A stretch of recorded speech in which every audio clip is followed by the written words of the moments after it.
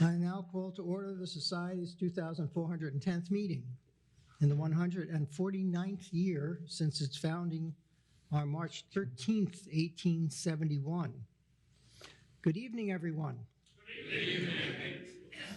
My name is Larry Milstein. I'm the president of PSW, one of the oldest scientific societies of Washington, D.C., committed to providing a forum to further scientific understanding and inquiry.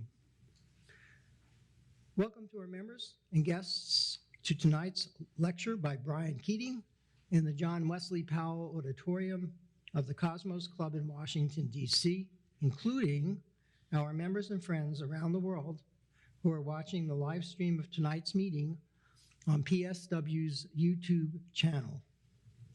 Tonight is the 88th Joseph Henry Lecture, honoring the founder, first and longest-serving president of PSW, Joseph Henry. We will therefore, after thanking our sponsors, begin with a few words about Professor Henry and tonight's use of the Society's ceremonial gavel.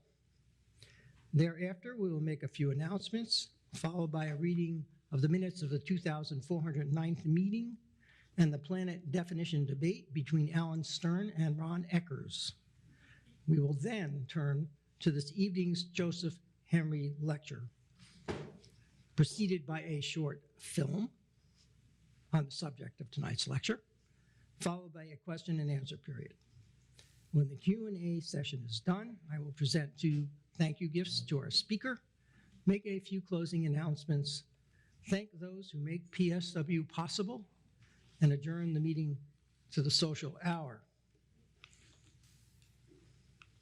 First, please join me in thanking the sponsors of the 2018-2019 lecture series, the Policy Studies Organization in cooperation with the American Public University, and a generous sponsor who has asked to remain anonymous.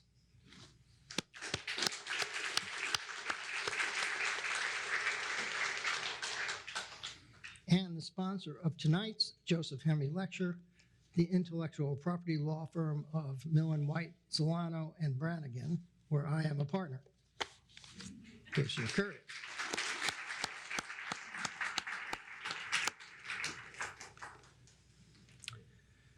Tonight's lecture is the 88th annual Joseph Henry Lecture, honoring PSW's founder, first and longest-serving president, Joseph Henry.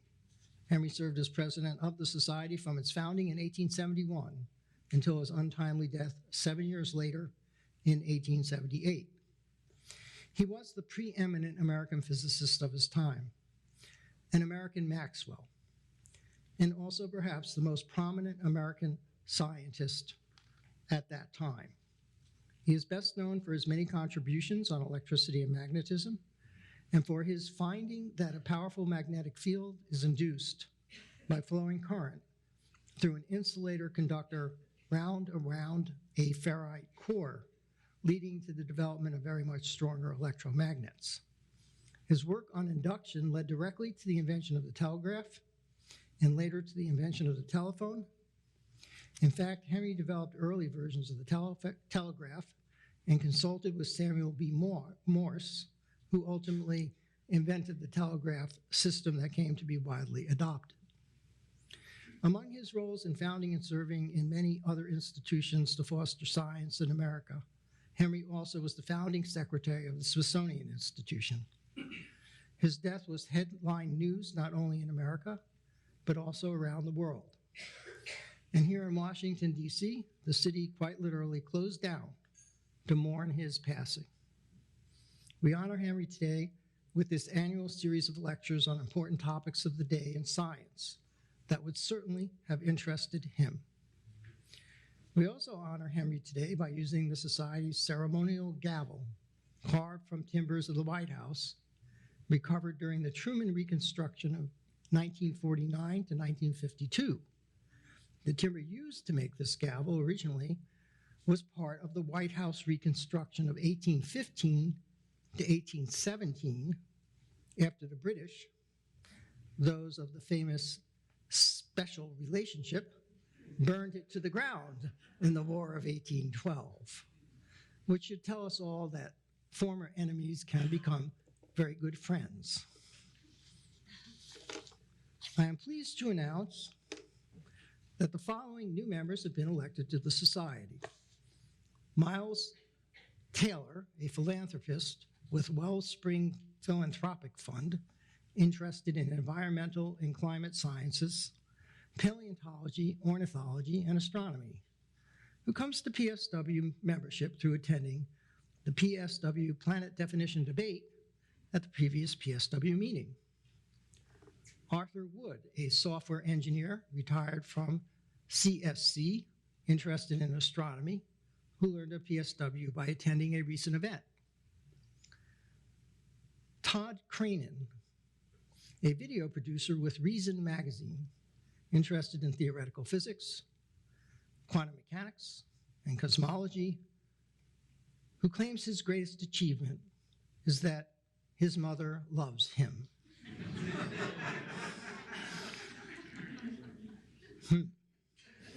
And who comes to PSW through Meetup.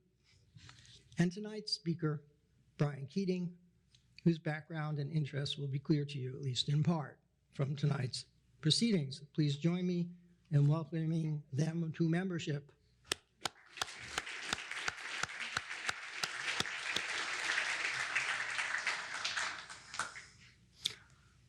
All new members, and old members too, who haven't received one, are offered a copy of Volume 1 of the Philosophical Society of Washington, covering the period from March 1871 to June 1874, signed by me. Certainly a big attraction, I'm sure. And it tells you who the original members were, why they founded the society, and why they called it the Philosophical Society of Washington, as well as including minutes of early meetings of the society, which, interestingly enough, often address topics that concern us today. So if there's anybody here who's a new member or is a member who never received a copy, please let me know. Come up and see me at the end of the Q&A, and I will be happy to provide one to you. Our social media director, Ann McLean, will now read the minutes of the 2409th meeting and the Planet Definition Debate between Alan Stern and Ron Eckers, delivered to the Society and guests on 29 April 2019. Ann is kindly filling in for recording secretary James Heelan, who is unable to attend tonight's proceedings. Ann.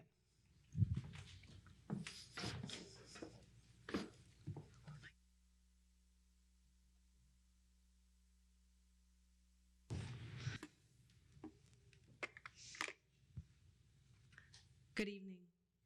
On April 29th, 2019, in the John Wesley Powell Auditorium of the Cosmos Club in Washington, D.C., President Larry Milstein called the 2,409th meeting of the Society to order at 8:01 p.m. He announced the order of business, that the evening's debate would be live streamed on the internet, and welcomed new members to the Society. President Milstein then introduced the debaters for the evening's Planet Definition Debate. Ron Eckers, president of the International Astronomical Union from 2003 to 2006, argued in favor of the IAU definition.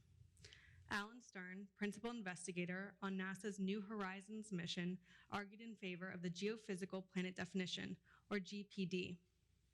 Arguing first, Eckers explained when the celestial body 2003 UB313 was discovered in 2006 and appeared larger than Pluto, the IAU needed to define whether or not it was a planet to determine which naming convention to apply to the body. That year, the IAU convened in Prague and through democratic process defined a planet to be an object in our solar system that orbits the sun, is rounded by its own gravity, and cleared the neighborhood around its orbit. Because clearing the orbit focuses on gravitational effect an object has on other objects, the IAU definition is one of dynamics. By this definition, 2003 UB313 was deemed not a planet. So too was Pluto. In rebuttal, Stern advocated the GPD of a planet as a celestial body that is rounded by its own gravity and has not undergone nuclear fusion in its interior, regardless of its orbital parameters. This definition is agnostic to the number of planets and applies to all planetary systems. Stern rejected the IAU definition as a product of non-expert consensus. Stretching the IAU's logic to the extreme, Stern said no solar system's planets meet the IAU's definition of a planet because none of them have definitively cleared their orbits. In reply, Eckers defended the IAU's requirement that a planet clear its orbit as one of practicality. The orbit of big planets around the sun are not significantly affected by the gravity of smaller objects around them, unlike Kuiper Belt objects that are in resonant orbit with the big planets. He added that a 2015 paper by Jean-Luc Margot showed the IAU definition is sound. Speaking last, Stern said the Margot paper showed that identical objects would be classified differently under the IAU's definition based solely on their locations in the solar system. Stern then highlighted a 2018 paper by planetary scientist Philip Metzger, which found that no planetary science research papers use the IAU definition, except for papers about the definition itself. The speakers then took questions from the audience. One member asked whether the geophysical planet definition would define moons as planets. Stern answered, the GPD is not orbit dependent, and planetary scientists sometimes do refer to moons as planets. Eckers said the IAU definition is for the general public, who he says does not believe would accept defining moons as planets. Another member asked how the IAU addressed exoplanets. Eckers said the IAU definition was only for objects in our solar system and does not address exoplanets. Stern said there should be a single definition for planets regardless of their location. Following the robust question and answer period, President Milstein invited audience members to vote on the PSW website in favor of either the IAU definition or the GPD. When voting closed, the IAU definition received 30 votes, and the GPD received 130 votes. President Milstein then thanked the debaters, made the usual housekeeping announcements, and invited guests to join the society. At 10:05 p.m., President Milstein adjourned the meeting to the social hour. Temperature, 13 Celsius. Weather, cloudy. Attendance in the Powell Auditorium, 132. Viewing through the live stream on the PSW Science YouTube channel, 367. Respectfully submitted on behalf of James Heelan, Recording Secretary.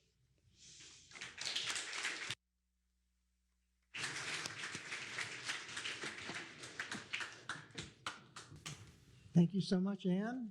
Do we have any comments or corrections on the minutes?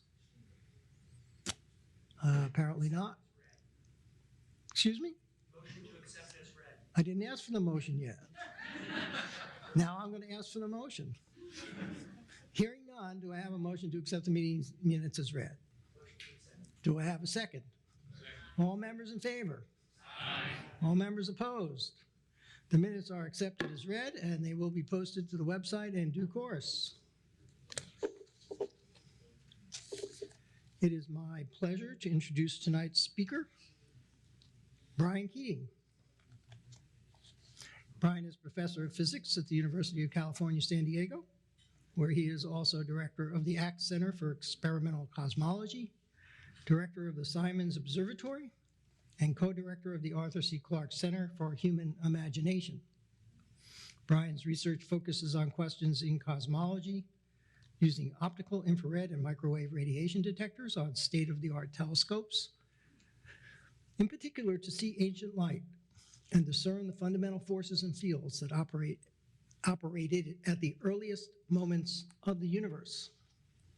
He pioneered the search for the earliest physical evidence of the inflationary epoch, the expansion of space in the early universe theorized to have occurred directly after the Big Bang, and he is a leading expert in the study of the cosmic microwave background, the universe's oldest light.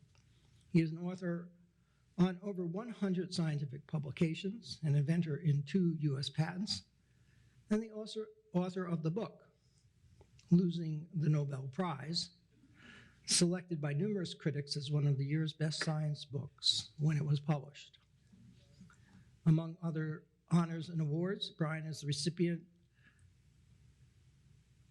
of the Buchalter Cosmology Award and an elected fellow of the American Physical Society. Also recently, Brian was elected to the National Society of Black Physicists. Congratulations, Brian.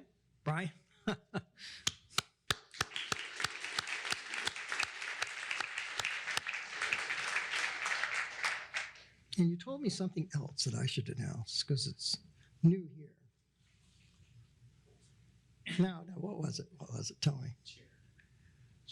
Yes, he's now the Chancellor's Professor of Cosmology at the University of California, San Diego, which is an endowed chair. So please.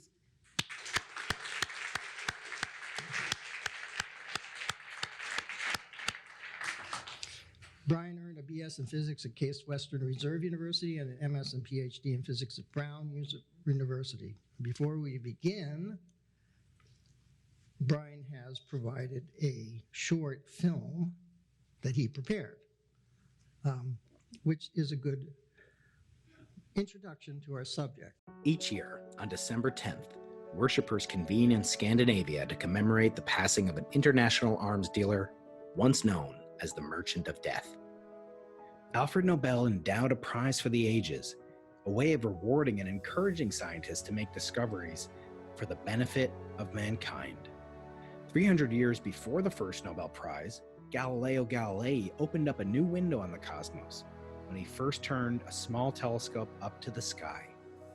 Galileo's observations shook up the world, overthrowing the paradigm that the Earth was the center of the universe. But, brilliant as he was, even Galileo had his own share of astronomical blunders. He misunderstood the reasons why the ocean has tides, and even claimed the Pleiades were a pure assembly of stars and stars alone, when, in reality, dust makes up much of this beautiful cluster. Recently, the LIGO experiment has opened a window into the cosmos every bit as revolutionary as Galileo's. LIGO is the first of a new kind of telescope, a telescope that listens to the cosmos. In September 2015, LIGO detected the ripples in space-time from the merger of two black holes. These gravitational waves had traversed the cosmos for more than 1 billion years. This detection earned Nobel Prizes, at least for 3 of LIGO's leaders. For the first time, astronomers hadn't merely seen something using visible light, but rather gravitational waves, minuscule ripples in space-time resulting from some of the biggest fireworks in the cosmos. Black holes are invisible. That's how they got their name after all. So too, the beginning of time is also invisible to our eyes. Instead, the oldest light that astronomers can use to study the cosmos is called the cosmic microwave background, the CMB. The CMB is a constant glow of microwaves that envelop us. It is the leftover thermal heat from when the universe was a mere 380,000 years old. Embedded within this cosmic glow may lie the imprint of something much older, primordial waves of gravity from inflation, which is theorized to occur just a split second after the Big Bang. Years before the LIGO discovery, scientists speculated that the birth of the universe would be like witnessing a sort of black hole in reverse, with all the mass of the entire universe bursting forth in a microscopic flash of time. This violent eruption would have released a tremendous amount of gravitational wave energy, and these waves could still be visible today. In 2005, my colleagues and I set out to detect these disturbances in the fabric of space-time by observing their imprint on the ancient cosmic microwave background. We did so from the coldest, darkest place on Earth, the South Pole, Antarctica, using the BICEP-2 telescope. Then, in 2014, after observing for nearly a decade, the BICEP-2 team shocked the world with our claim that we had detected these long sought-after signals, that we had witnessed the spark that ignited the Big Bang.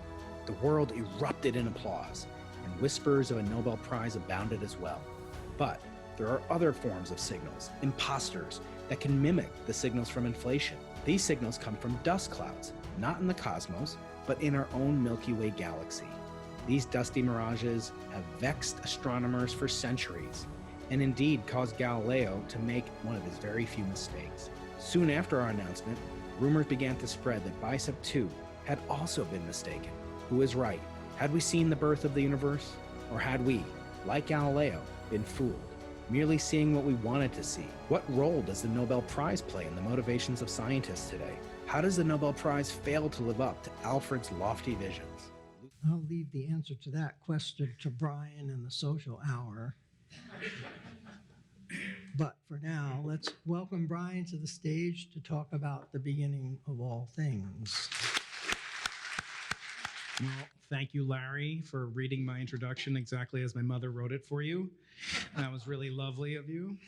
It's a great honor to be here, and in all seriousness, thank you so much for all your graciousness and arranging this wonderful event for me at the Cosmos Club. What better place for a practicing cosmologist, not a cosmetologist, despite what you might think, to present this historic, august organization founded 100 years before I was founded in 1971. So, and to be giving the Joseph Henry Lecture, one of my heroes in physics and in the world of experimental physics, which is what I characterize myself as, an experimental cosmologist. Not that I build cosmoses, I don't have that big an ego, but it is still part of my daily practice to use devices that Joseph Henry invented and concepts that he invented. So it really couldn't be a bigger honor for me to speak than I'm receiving tonight. So thank you all, Larry, the Cosmos Club, Robin, and Anne and others, and then thank my UCSD friends and colleagues who also helped set this up, and Spira and others, many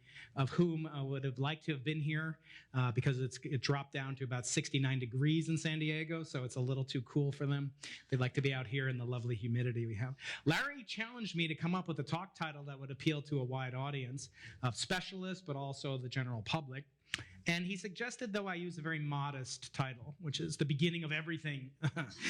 And I think it's not in any way modest, but the subject matter that I study, I think, is so fascinating, and it involves so many different aspects of fundamental physics, the pursuit of knowledge for its own sake.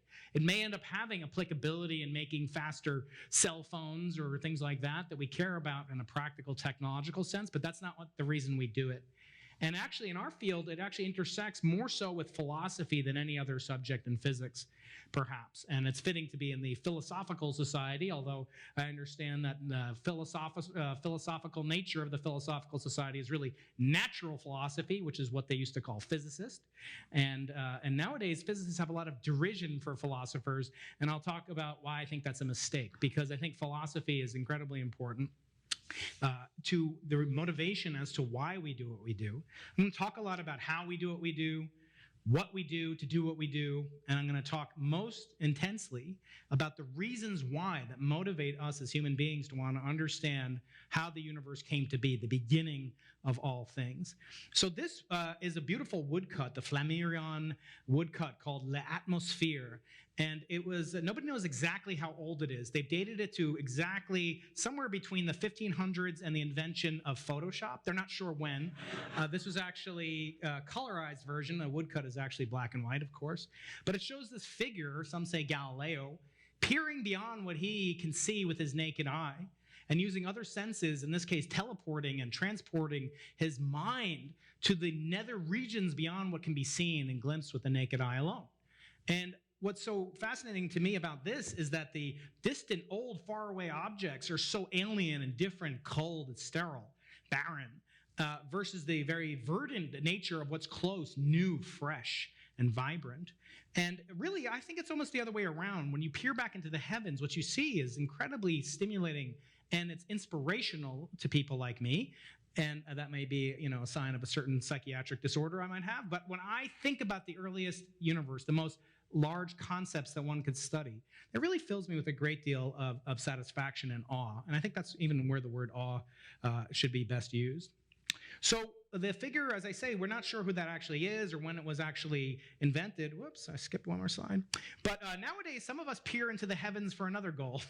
And in my book, I candidly admit I was one of those folks that had their eyes on the understanding of the early universe, to be sure, and wanted to glimpse the origins of all things, but also had a secret desire, and for reasons I get into in the book, personal, related to individuals in my life, that motivated me to want to win the most prestigious accolade in all of humanity, which is the Nobel Prize. And I'm not going to talk too much about the Nobel Prize in tonight's talk. This is a wonderful depiction that Nature magazine did on the occasion of their review of my book.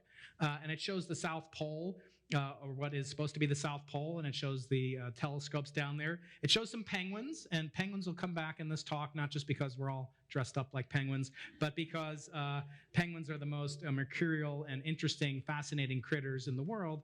And if you come on the right night here and you can't decide on chicken or fish, you just choose penguin. Okay, that's my recommendation to you. So getting back to heroes, so Henry was a hero, Galileo was probably my first hero. as a young physicist, young astronomer. Some say he was the first physicist in that he was the first person to use experimental tests of the laws of nature and philosophize about how those laws of nature could be explained mathematically. He was certainly the first observational astronomer, the first person to use a telescope. He didn't invent the telescope, but he unleashed its power on the heavens for the first time.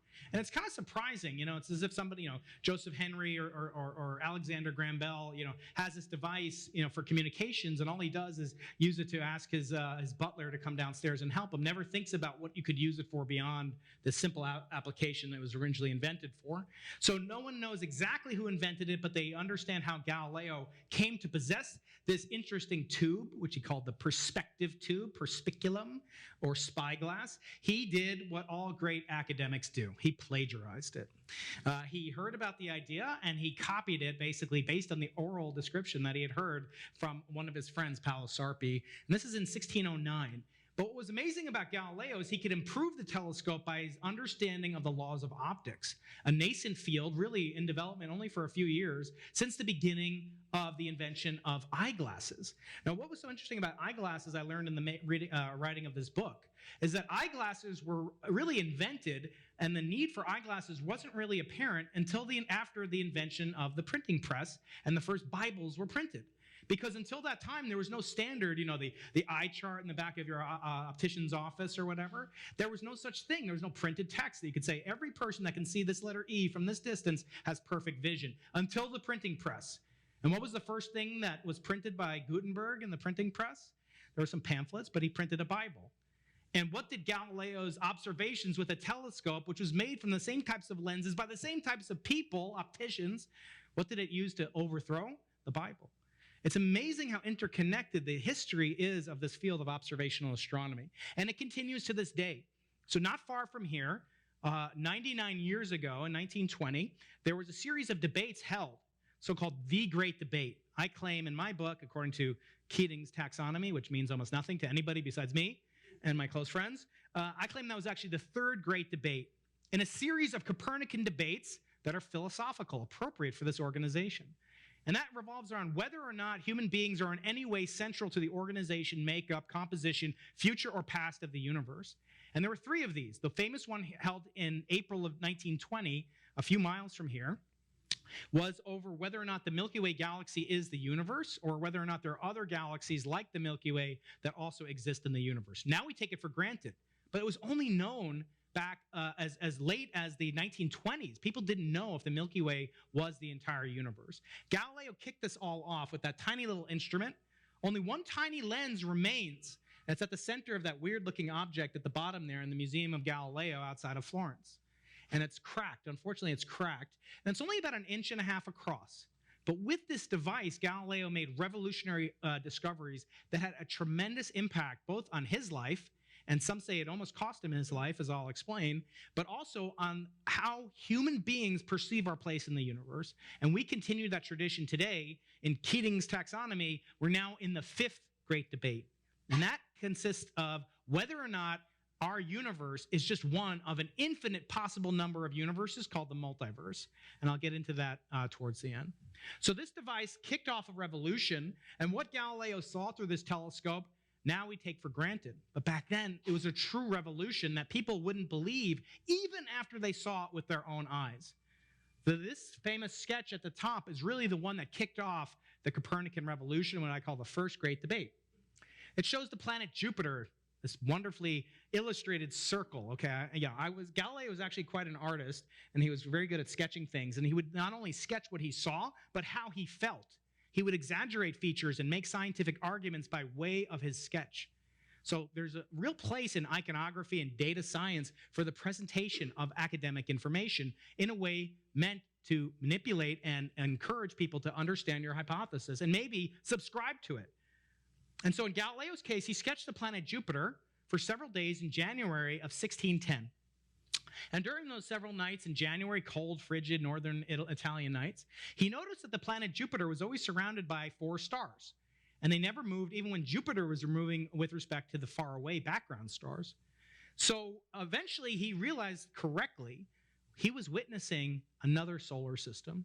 He was seeing it on edge in the plane of the solar system. And the reason that the planets were alternating back and forth in a periodic fashion was because they were in orbit around the planet Jupiter. And that completely contradicted the notion that the Earth was the singular center of the universe, which was the solar system. And that's all really people thought the entire universe was. He also sketched the phases of Venus and showed that it looked like a little miniature moon. He sketched the planet Saturn. He didn't quite understand that Saturn's rings were not actually moons or a three-planet system, as he originally conjectured. And then he sketched the surface of the moon as well, as shown here. Now, what's interesting about this book, for those of us that use refracting telescopes, such as myself, is that this book, if you will, was self-published. That's nice. And it was submitted without peer review, and that will come into play later on in a very famous event in my life that I want to get to. The other thing to note about this is it was published in Latin. And you're like, big deal, everyone in Italy speaks Latin. No, they don't, and they certainly didn't speak it back then. And this was the only way that Galileo was permitted by the Pope, Pope Urban, eventually Pope Urban, to publicize at most minimal impact. By publishing in Latin, he wasn't convicted at that time in 1610 of spreading the dangerous ideas of heliocentrism, which he started to promulgate. And in fact, the Pope would later say you can do as much research as you want as long as you don't teach it in Italian. So remember that. Siderius Nuncius means the sidereal or starry messenger. It's written only in Latin. So he received critical acclaim. He became incredibly famous overnight. Within weeks, these discoveries made its way across the entire continent of Europe. Here he is shown with his funding agency, so his National Science Foundation, after whom he named the moons of Jupiter. It's funny, nowadays we name the telescopes after our patrons, in my case, the Simons Observatory, but this would be like naming the moons, the National Science Foundation moons. These are the Duke and Duchess, and eventually these are the Venetian Doges in the Venetian Senate. And why is he showing it to them? They weren't near where he was in Padua and outside of Florence later. Well, he's showing it to them because they were a great military superpower. And what they really would have enjoyed at that time, as most militaries still enjoy, is a relationship between their best scientists and their best technology. So Galileo's first use of the telescope was, I call it mankind's second oldest desire. It was to make money.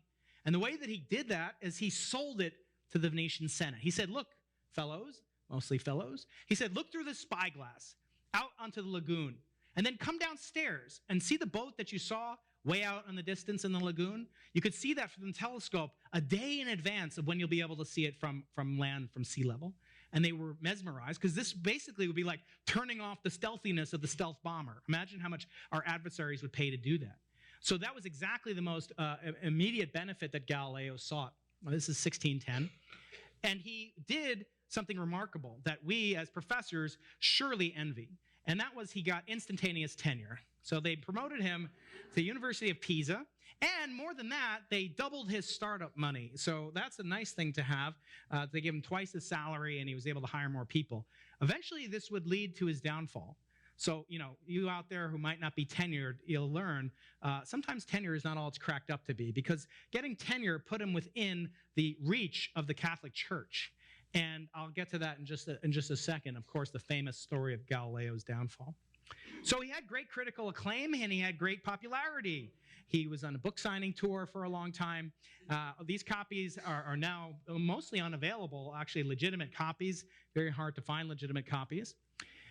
But then he made a fatal hubristic overstep. And that was in his publication of perhaps one of the most important books of all time, called the Dialogue, or the Dialogo.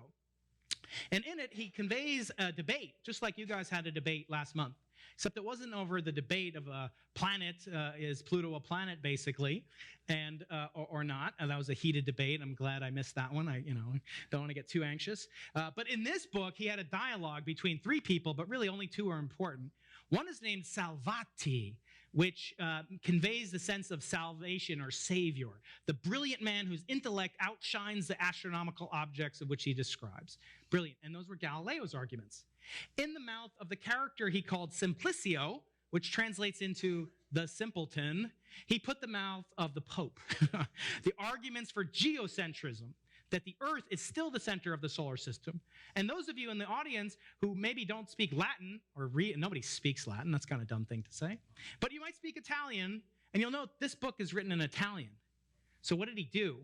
The Pope told him no more publications unless you publish in Latin. He published this in Italian. Everybody could read Italian. It publicized these discoveries of heliocentrism, which had been placed on the index of banned prohibited books.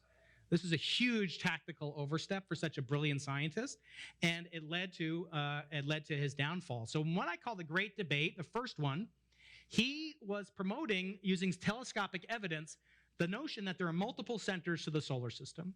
He did not prove that the sun is the center of the solar system. That wouldn't come for more than 100 years. So nowadays I get questions. I go on, radio shows. Sometimes people call up and say, well, I think the earth is flat. Can you prove me wrong? But yeah, I challenge people. It's relatively simple to prove that the earth is not flat. But can you prove that the earth goes around the sun? I bet very few people in the audience can actually do that. I usually use that when there's a graduate student that I'm not ready to yet graduate, and I ask her to answer that question. No, I'm just kidding. I don't do that. I'm not that malicious. So this overthrew that, and eventually it would be accepted that theory of geocentrism was wrong. And along the way, of course, Galileo got into a bit of hot water. Here he is appearing in front of the Holy See, which I think is kind of ironic, in that the sea is like they get to see things, but they don't want to look through a telescope, right? That's too much looking for them. In this case, he's appearing in front of his friend, that's Urban. There's a guy with a big stick, looks like a conquistador, and they're threatening, if you don't recant your discoveries, self-published discoveries, we're going to put you in, either kill you or put you in lockdown. And he wisely accepted lockdown, although under his breath, he's rumored to say, and yet the earth still moves.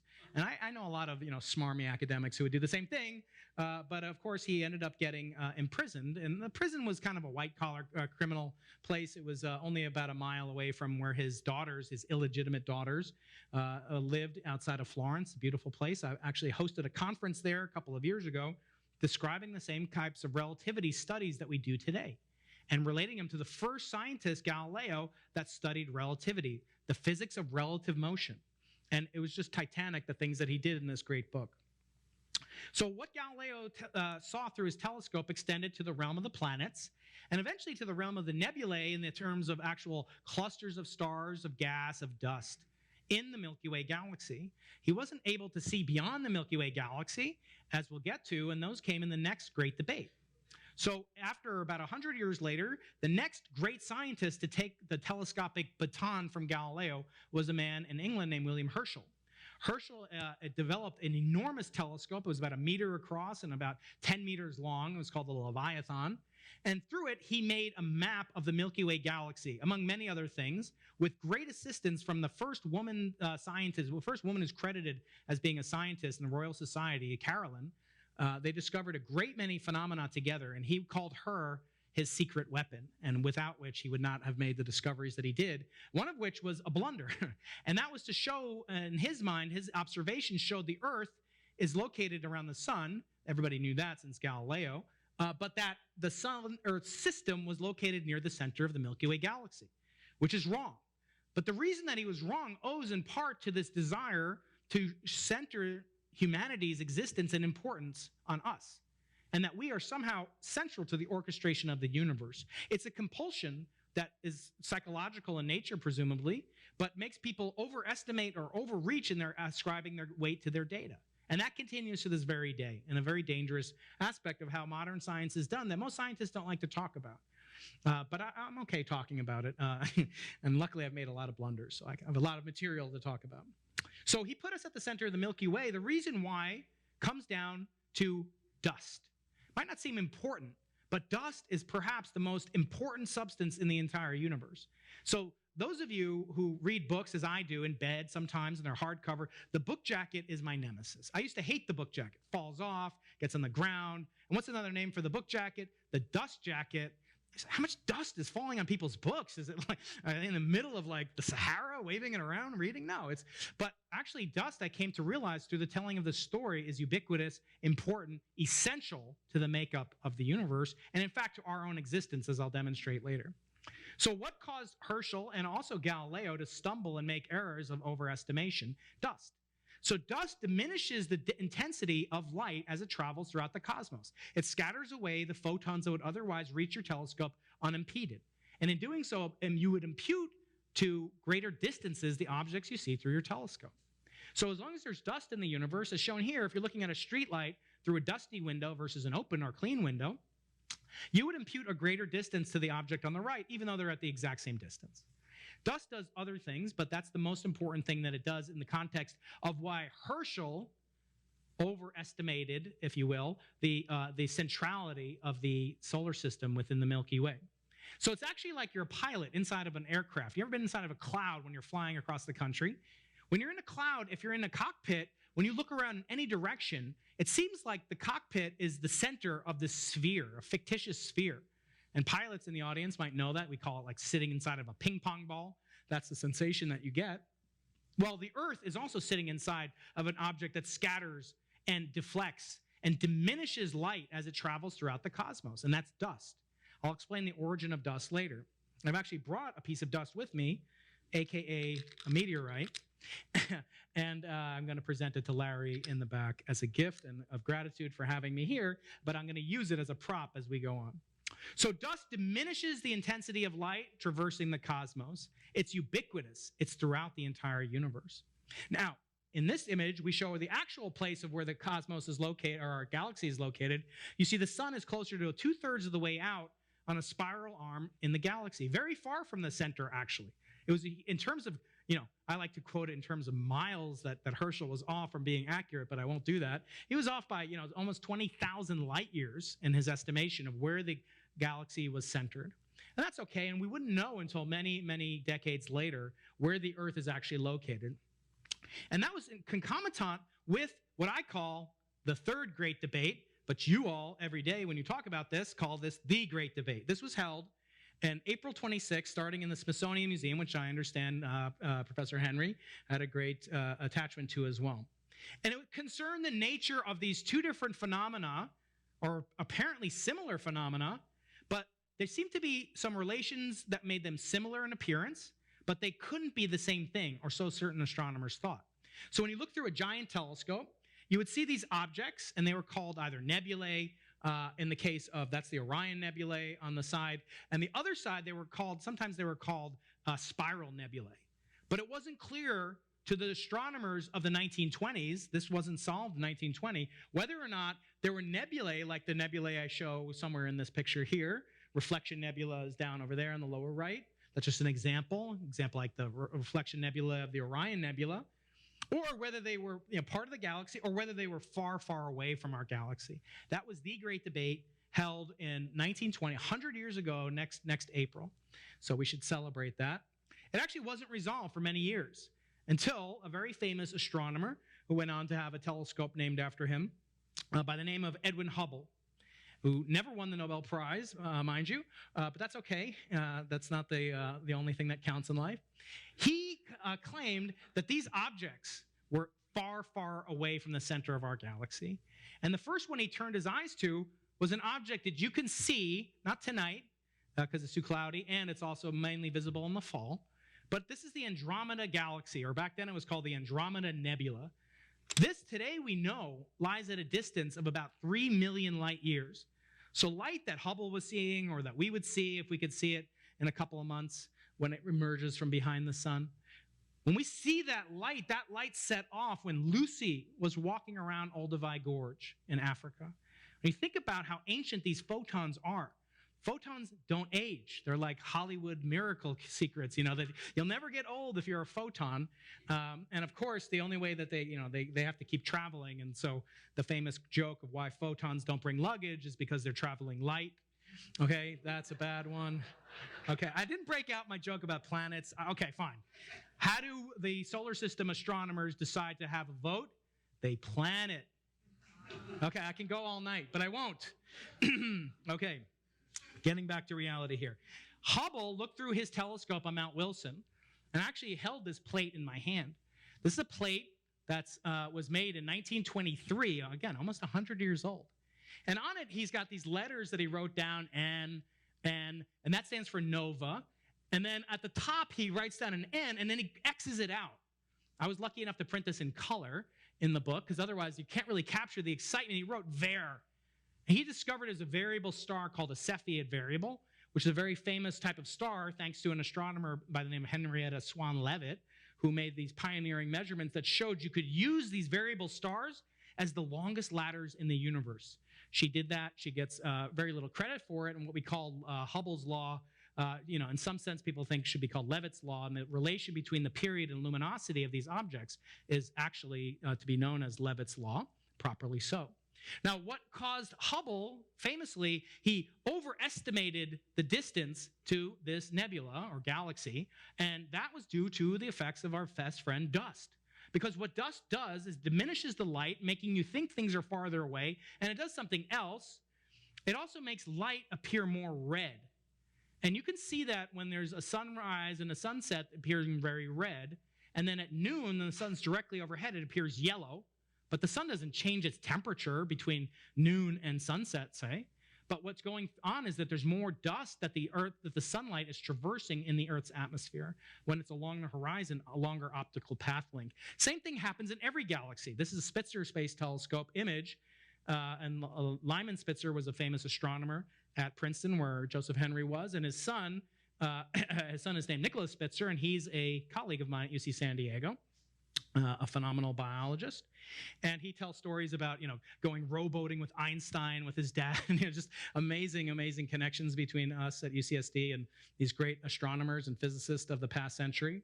So dust diminished, and it made things more red, and that caused Hubble to overestimate this distance. So it was actually closer than he imputed there to be. But because the Hubble constant is related to the age of the universe, and I know you've had lectures by my friend and Nobelist Adam Rees here, who uses the properties of Cepheids and other objects in the same way, the first thing he does is correct for dust, the effects of dust, because it makes objects appear more red. And for the aficionados in the audience, the photographs that these things were printed on were photographic emulsions that are less sensitive to red light than to blue light. That's why anyone ever been in a dark room here that's not over the age of 50? Anybody? Okay, good. So what color is the light in a dark room? Red. Because the photographic emulsion is less sensitive to red light, you won't expose it.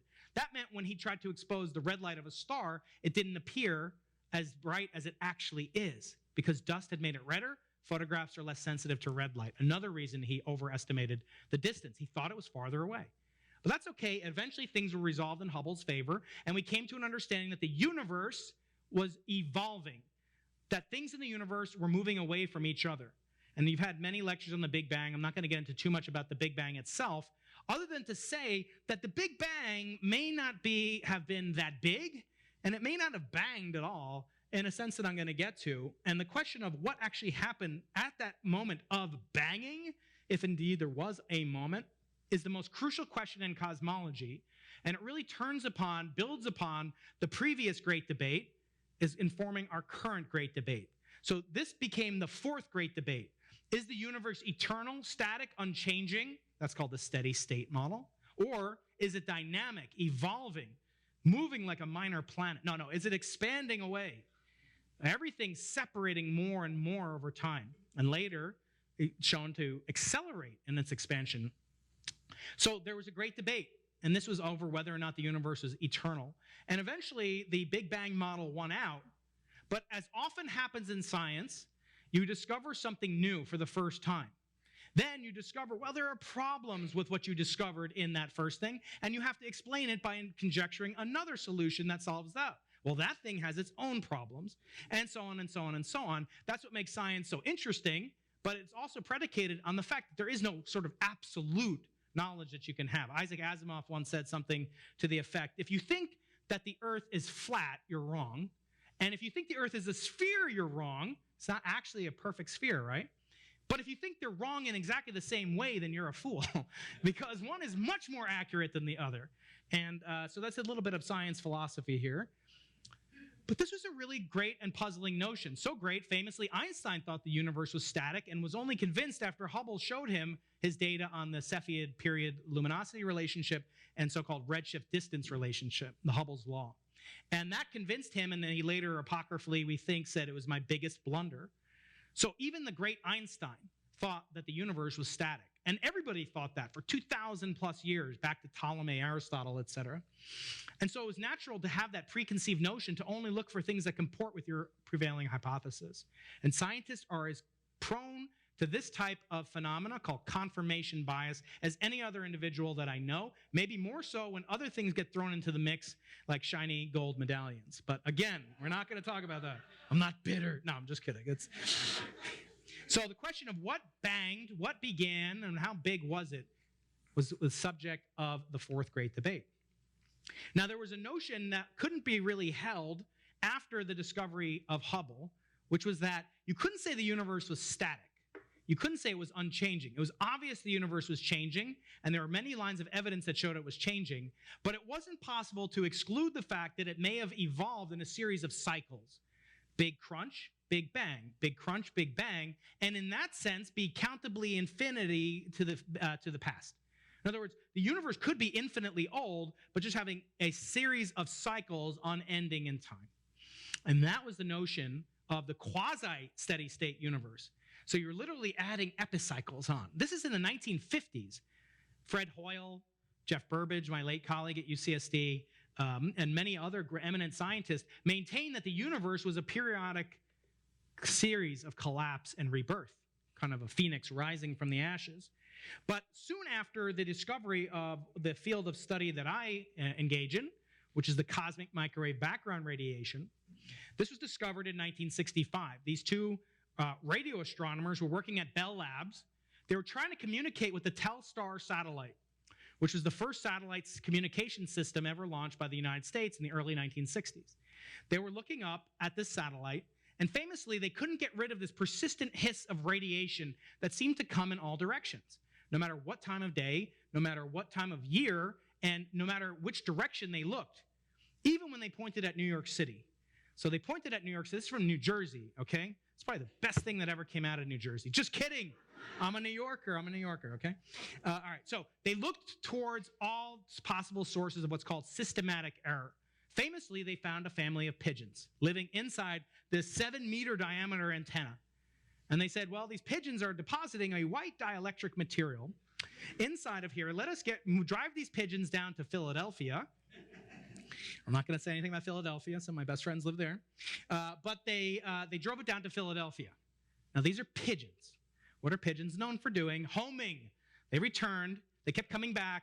And finally, Arno Penzias had to get a shotgun. And he said famously, the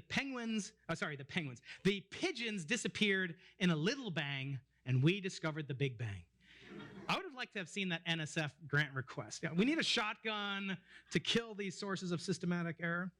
And of course, they famously won a Nobel Prize, the first Nobel Prize in cosmology. See, cosmology wasn't considered physics. Even astronomy wasn't considered physics. Arguably, the Nobel Prize for the discovery of the accelerating universe, won by my friend Adam Rees and Brian Schmidt and Saul Perlmutter, that was the first observational astronomy Nobel Prize ever won, and that was in 2011. So astronomy wasn't considered part of physics, and that explains why Hubble never won a Nobel Prize, at least, for those of us who care about such things. But the first one for cosmology wasn't afforded until 1978, because cosmology was described as a science wherein the practitioners were often wrong, but never in doubt. We kept changing the age of the universe. Sometimes it was found that the age of the universe was younger than the age of the Earth. It's kind of like finding out you're older than your dad. It's kind of weird, freaky, okay? But anyway, cosmologists didn't become an actual practical, precise science until this discovery, when they measured the famous 3 Kelvin, actually 2.726 degree above absolute zero microwave background. And then for almost 3 decades, astronomers kept peering into the microwave background, trying to see if there were any anomalies, any imperfections in it, any notion of why the universe could be evolving from such an enormously smooth and practically impervious surface, the so-called surface of last scattering, which is smoother than the billiard balls on the 3rd floor here, by the way. In other words, if you take the average radius of a billiard ball, compare it to the instantaneous radius, the fluctuations are about 10 to the minus 4. The fluctuations in the microwave background were only found to be about 1 part in 10 to the 5 in 1992, as I'll show in just a second. That brings up a big problem, and it's a big problem that even Isaac Newton realized. He said, in an isotropic universe that's completely homogeneous, it's the same everywhere, it looks the same everywhere, perfectly smooth, there's no place to tell a blob of matter to accrete and accumulate and form a planet or a star. What breaks the tie in terms of gravity in order to tell matter to accumulate in one place versus another? This was a foundational, fundamental flaw in the Big Bang theory. The uniformity of the microwave background was too smooth, it seemed, to produce the matter and structure that allowed us to exist to ask the question, why is the universe so smooth? And this was a big problem until 1992, when the COBE satellite produced this image, or an image, this is actually the WMAP satellite version of this, a later image of it. And this shows the level of fluctuation is just a few parts in a million, or a few tens of parts in a million. In other words, the average temperature at any point, if you have microwave vision, you look out at the microwave sky, it fluctuates by only 1 part in 100,000 at best. And that's smoother than, I say, than a billiard ball, which we think of as pretty smooth, except when I'm playing. I make big dents in billiard balls. Don't let me upstairs. So how did these fluctuations get there? Remember, constant theme. You explain something new, then you find problems in your new explanation. Even though it's an improvement, it still has things that seem really puzzling and paradoxical. And you wash, rinse, repeat. That's what you do as a scientist. So this is what inspired me in 2001 to create what would later be called BICEP and BICEP 2. This is an instrument to understand how did those fluctuations in the upper right get imprinted in the microwave background that led to overdensities in the amount of energy and matter that could seed the galaxies shown there. That's the Hubble Deep Field, a section of the Hubble Deep Field. So how did you get from almost pure uniformity to huge amounts of clumpiness? Billions and trillions of times fluctuations, not just a part in 100,000. Well, in 1980, a scientist by the name of Alan Guth came up with a theory that could potentially explain how the fluctuations were laid down at the earliest moments of the universe before the Big Bang. You shouldn't think of the Big Bang as time equals 0 necessarily. It could be, but what we really think about and we talk about the Big Bang is everything that happened after the formation of the first elements in the universe. Hydrogen, helium, etc. Lithium. It's more important for some people than others, but at any rate, the fluctuations in the microwave background were theorized by Guth and colleagues to have originated from a very mysterious exotic field, a quantum field, a scalar quantum field for you aficionados, called the inflaton.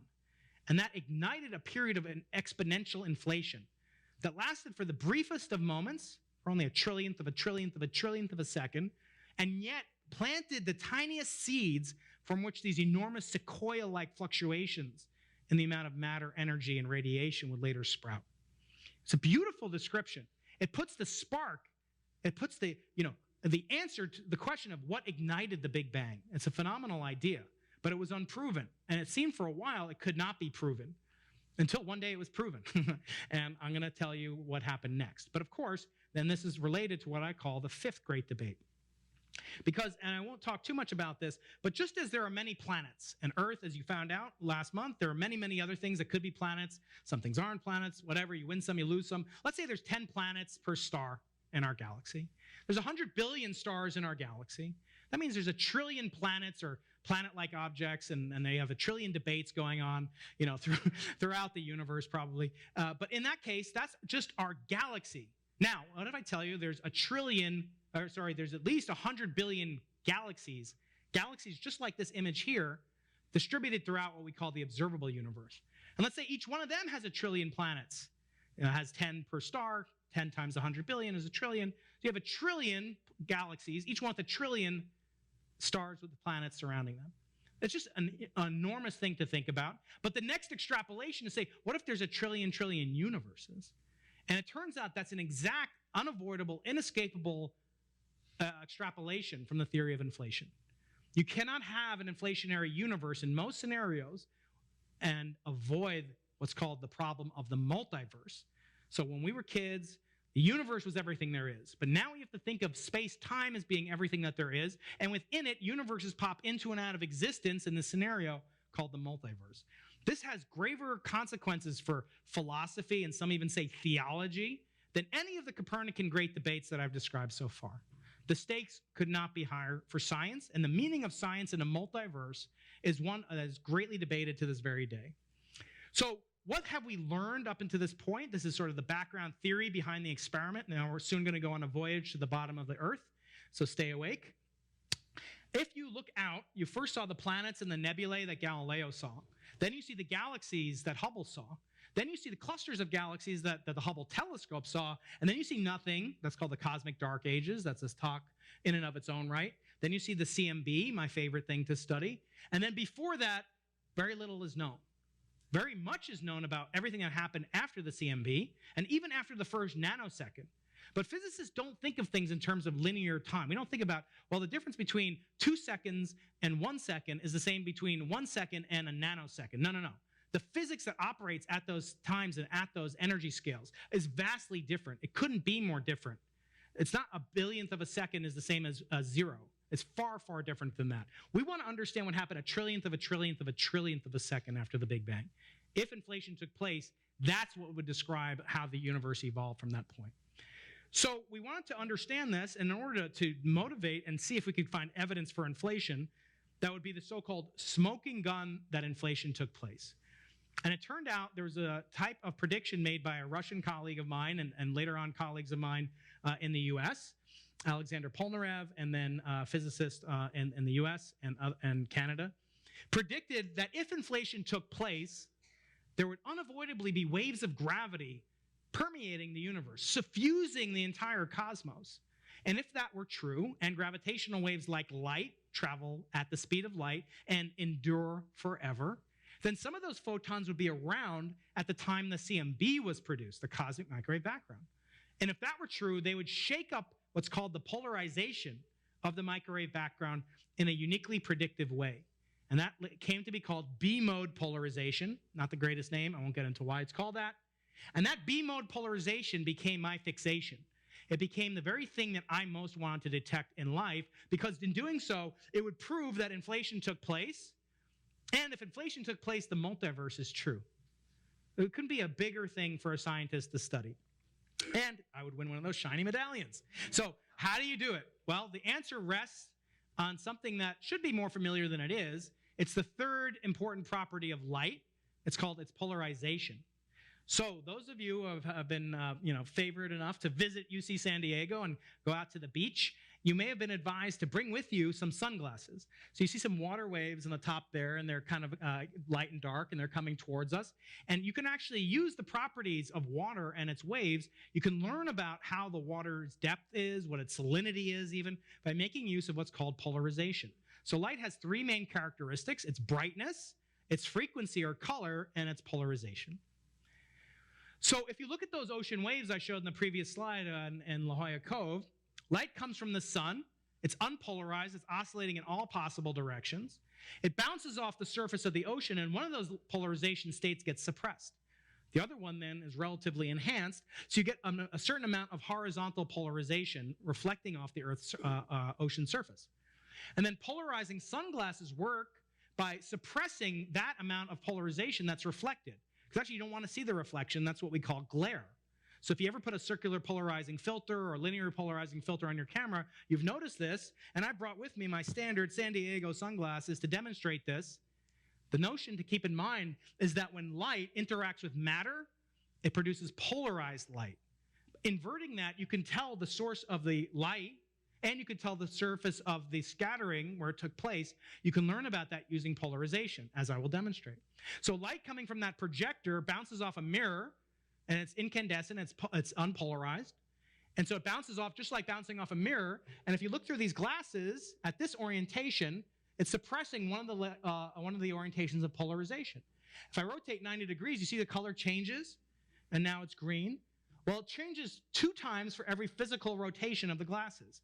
So it started off, it was purple, and that's just from the suppression of the color that's polarized vertically. Then it goes horizontal, and it becomes green. Then it's purple, and it's green again. So you can identify a source of polarized light with polarized sunglasses, and rotating your head once around, the light will go through 4 periods of intensity modulation. That's the hallmark, the imprimatur of polarization. And that's what we did, not using an optical telescope like Galileo had, but we did it with a microwave telescope whose design I'm now going to show. So this shows the interaction of light with an electron, producing scattering light that's 100% polar, can be 100% polarized. And then the type of swirly twistiness that you see in the sky can be broken down into 2 classes. one called E modes and one called B modes. Suffice it to say that B modes, as shown above, come only from gravitational waves. We think that would be the main source of gravitational waves. Remember what detection of gravitational waves would mean in the CMB. Remember how big a deal it was for LIGO a couple of years ago? That was just two puny black holes crashing into each other, 30 solar masses each. Think about all the mass, all the energy in the solar system, in the universe, in the entire galaxy, everything exploding forth, not in a millisecond, but in a trillionth of a trillionth of a trillionth of a second. Think of how much more gravitational energy is associated with such a process. So again, detecting B modes means you detect gravitational waves. You detect gravitational waves, it means that inflation took place. You detect inflation took place, it means we live in a multiverse. That's the way I conceived to do this experiment called BICEP. So BICEP differs from Galileo's telescope, not so much. It has lenses, two lenses, one located near your eye called the eyepiece, one located closer to the object, the objective. And instead of focusing onto Galileo's retina with trillions of cells that can detect light and dark, colors, etc., we detected microwave polarized light using these transition-edge superconducting detectors. These are magical sensors that when you cool them down to below 1 Kelvin, 1 degree above absolute zero, are the most sensitive detectors of microwave energy like that in the CMB ever invented. And later on, there'll be a connection to Joseph Henry, if you'll bear with me when I describe the Simons Observatory. Instead of lenses made of glass that cracked in half, microwaves are transparent, go transparently through this polyethylene material that's shown on the right, same material used to make milk jugs. So it's not that exotic, it's not that big. It's a little bigger than Galileo's, and it's a lot wider because the wavelength's much, much longer, but practically it's the same. Galileo had another innovation. He put the telescope on a tripod. If you ever look through a telescope and not had it on a tripod, it does two things. It magnifies the apparent rotation speed of the Earth by the magnification of the telescope, and it magnifies your wobbly hands as well. So we also need a mount like Galileo used, and we have a mount that's about 10,000 pounds of steel, and yet can pirouette across the entire sky in a few seconds and park and steer and point within a few arc seconds.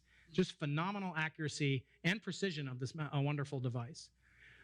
I would have loved to do this experiment from San Diego. You saw how glorious it is. That was a bad weather day I showed you before in San Diego.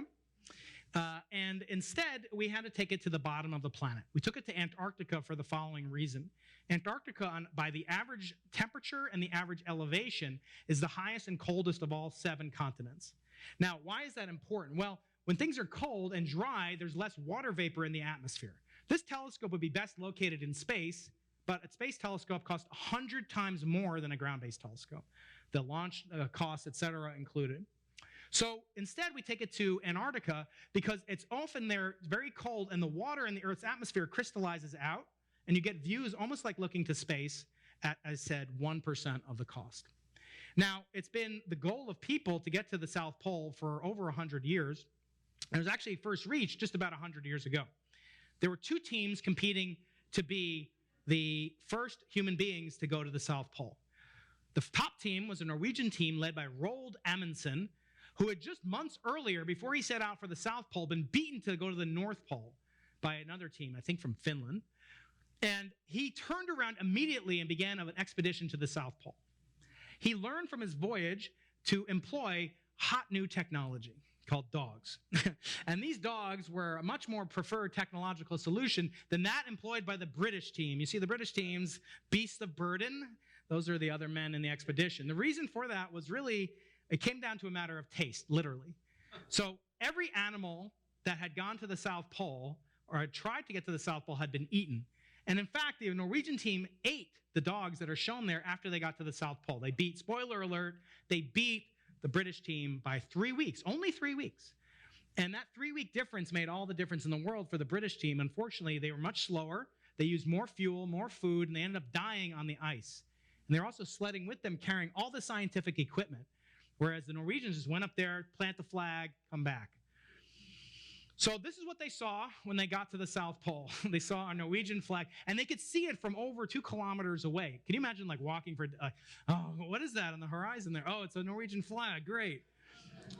Whenever I talk to, my college kids about this and I say, remember when men landed on the moon? Oh, what are you talking about? I'm 18 years old. But I have a feeling that many of you in the audience might have remembered when Neil Armstrong first set foot on the moon. Now imagine being the first to set foot on the moon, or so you think, and popping out of the Eagle and landing on a Russian flag, okay? There's a Soviet flag. Now, can you imagine the heartbreak? And I saw a lot of parallels between the quest to be first in exploration, in conquest, etc., and also to be first in scientific discovery and capture rewards and glory and namesakes and so forth, and be the first to do so.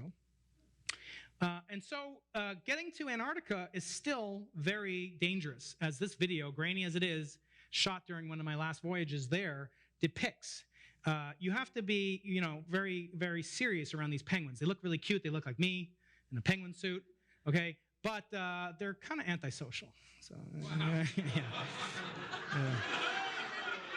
So my kids always want me to bring back a penguin, but, I did on one voyage. I brought back a stuffed penguin, not a real stuffed penguin, an actual doll. So nowadays, a lovely place. When you go down there, you stay in a almost like a space station on a frozen plateau, an ice planet like Hoth, and you stay in a room that you can touch the walls of both sides simultaneously if you reach your arms out. But it's still better than what Scott and Amundsen had to go through 107 years ago. You take a selfie. You want to post to Instagram and Snapchat that you're there, and you get good internet coverage. You have no cell coverage, but you get internet coverage. And then you get to work, and here's the observatory in which BICEP was located. It's not the metallic thing. That's not a mirror. Remember, this is a refracting telescope. It focuses light using lenses. So that's not a mirror. That's actually a ground screen. We call it a ground screen because even the frigid can be down to 100 degrees below 0 Fahrenheit, and they love it when it gets down to 100 below 0 Fahrenheit because there's a sauna located in this building over here. There's actually a sauna which can be heated up to 212 degrees Fahrenheit. In the middle of winter, which is the middle of June at the South Pole, they go in the sauna, stay in the sauna for a few minutes, get nice and toasty, and then they run outside naked around the South Pole for about 5 seconds, and you can't wear any clothing or else you might get frostbitten where the sun shouldn't frostbite you. And that's the ceremonial, that's the axis on which the Earth is spinning. That little pole there is moved every year depending on how the ice is shifted throughout the past year. And so it's a phenomenal place to be. And we get somebody to actually live there. I don't go there for more than a few weeks. We actually get someone to live there and observe and tend to the telescope for a year. And we pay that person about $75,000. And usually to entice them to do it, I say, look, you just have to work for one night. That's all I'm asking. One night. You'd be surprised how well that works. So there's the observatory. I always say BICEP 2 is it's the second most important building at the South Pole. What's the first? Well, you gotta be, so that's the outhouse. Now, this is a picture you can only see if you've lived there for a whole year. This is sunrise in Antarctica. What's so interesting is you don't know which direction is east at the South Pole. It's not well defined. So sunrise is in the east, not always. They don't actually know where the sun is gonna rise or set each year. It's kind of cool. Nice little fact.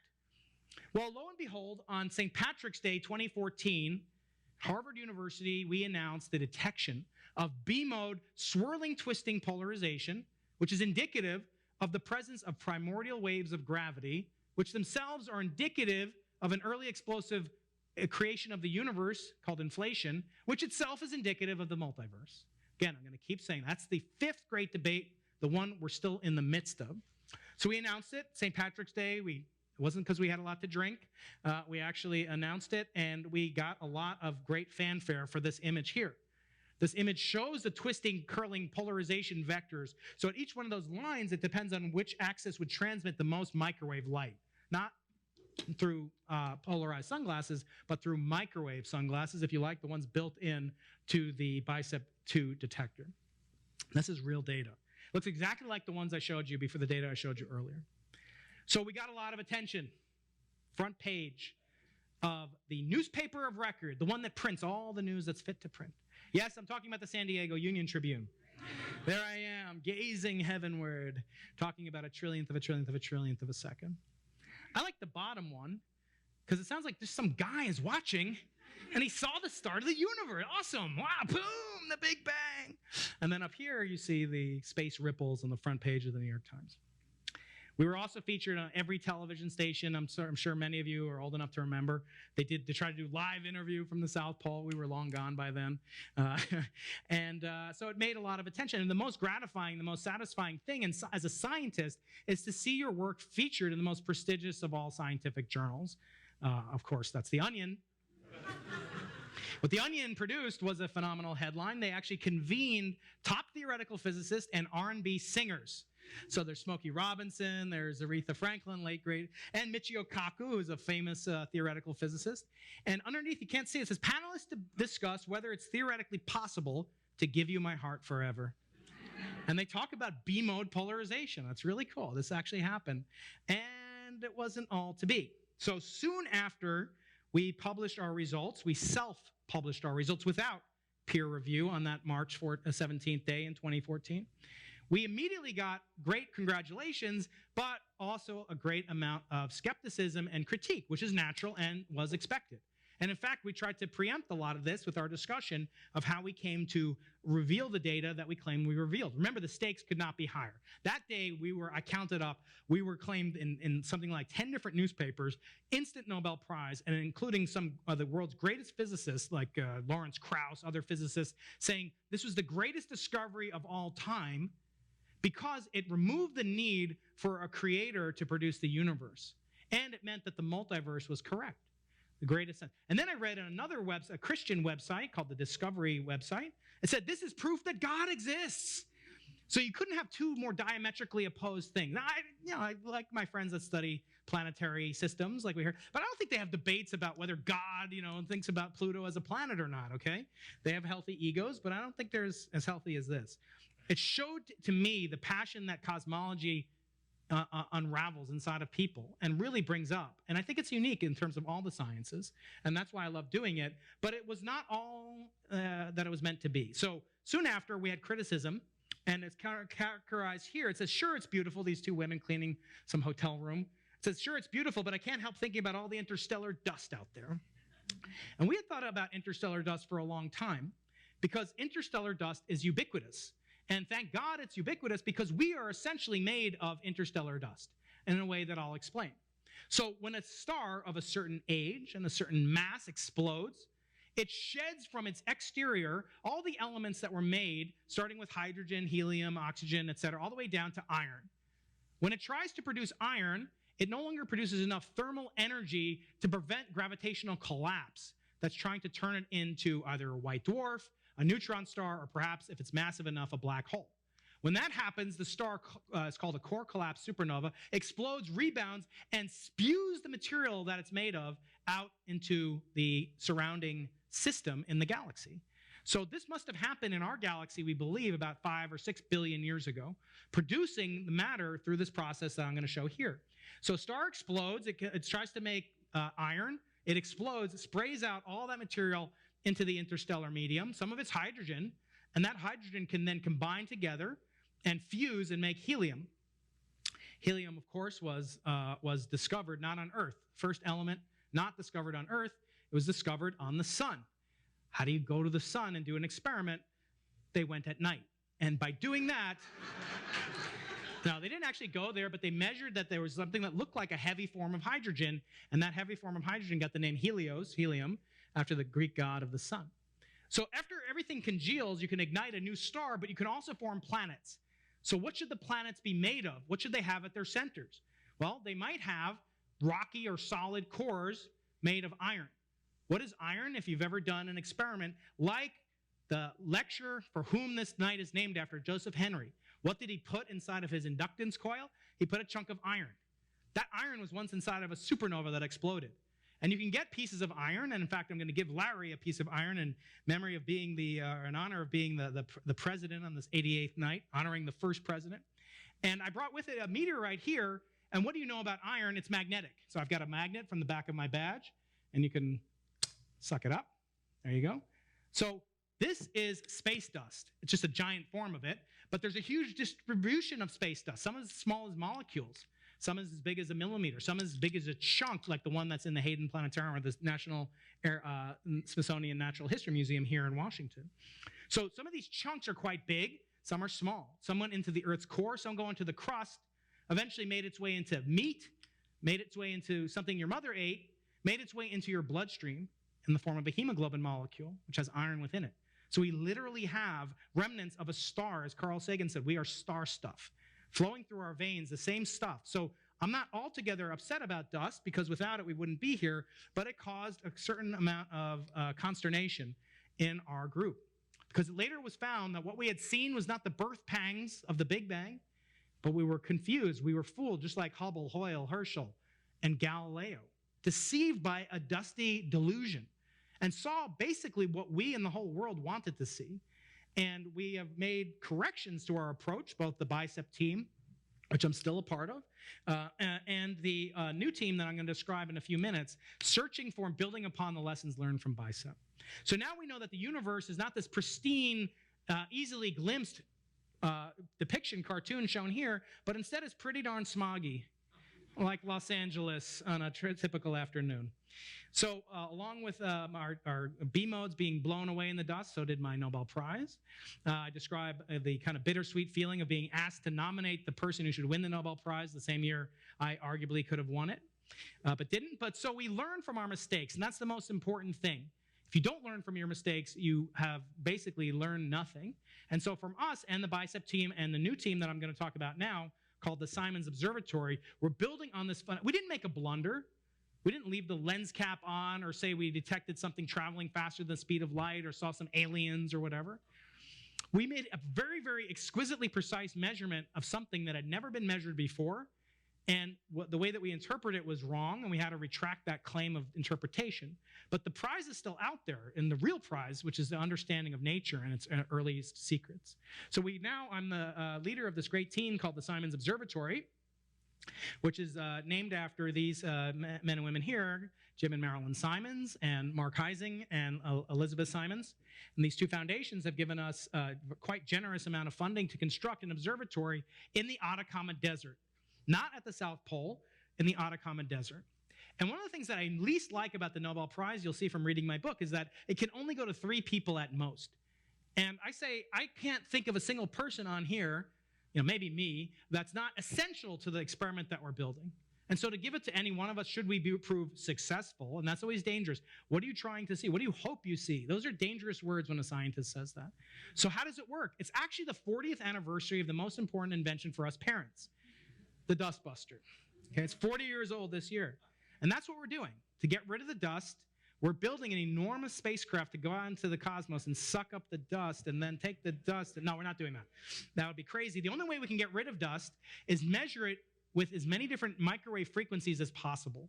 And to do that, we are relying on both the pristineness of the site where we're located, 17,000 feet in the Atacama Desert of northern Chile. We'll be located here.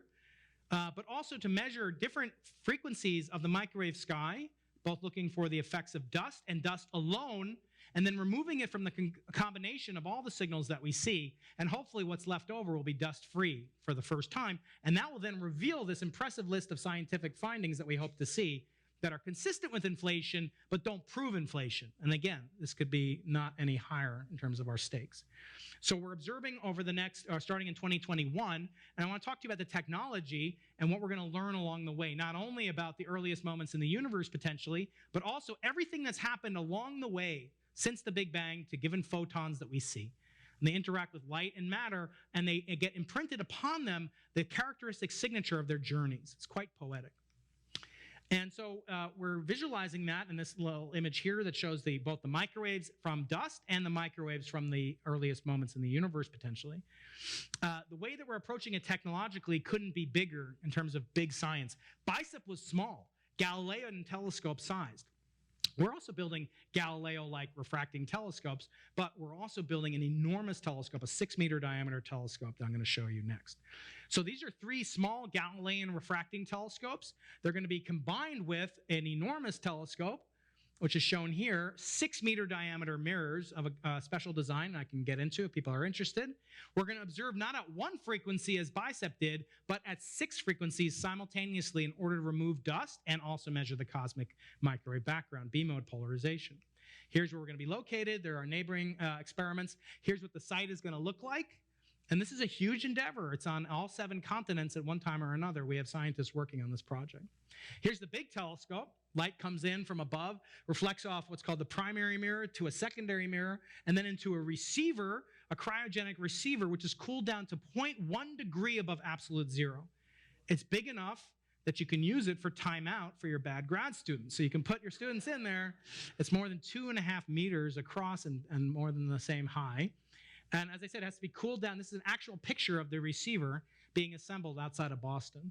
And so we're almost ready to start populating this thing in the lab, and then we're going to ship it down to Chile, drive it from sea level up to 17,000 feet. Inside of each one of the telescopes are refracting optical systems made of very high purity silicon. We use the fact that the semiconductor industry has spent trillions of dollars making high purity silicon. That makes it perfect for transmitting microwaves with very few deficiencies. They get also joined with these 3 small telescopes, we call small aperture telescopes, also cooled down to 0.1 Kelvin.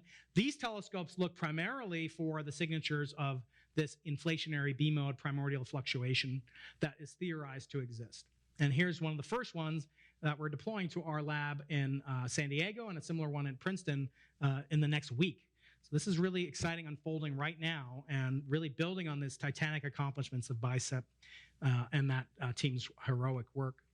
The detectors are really magical detectors, and I'm getting to the point that Joseph Henry would be proud of, and that is the detectors can see microwaves of 2 different frequencies and 2 different polarizations simultaneously.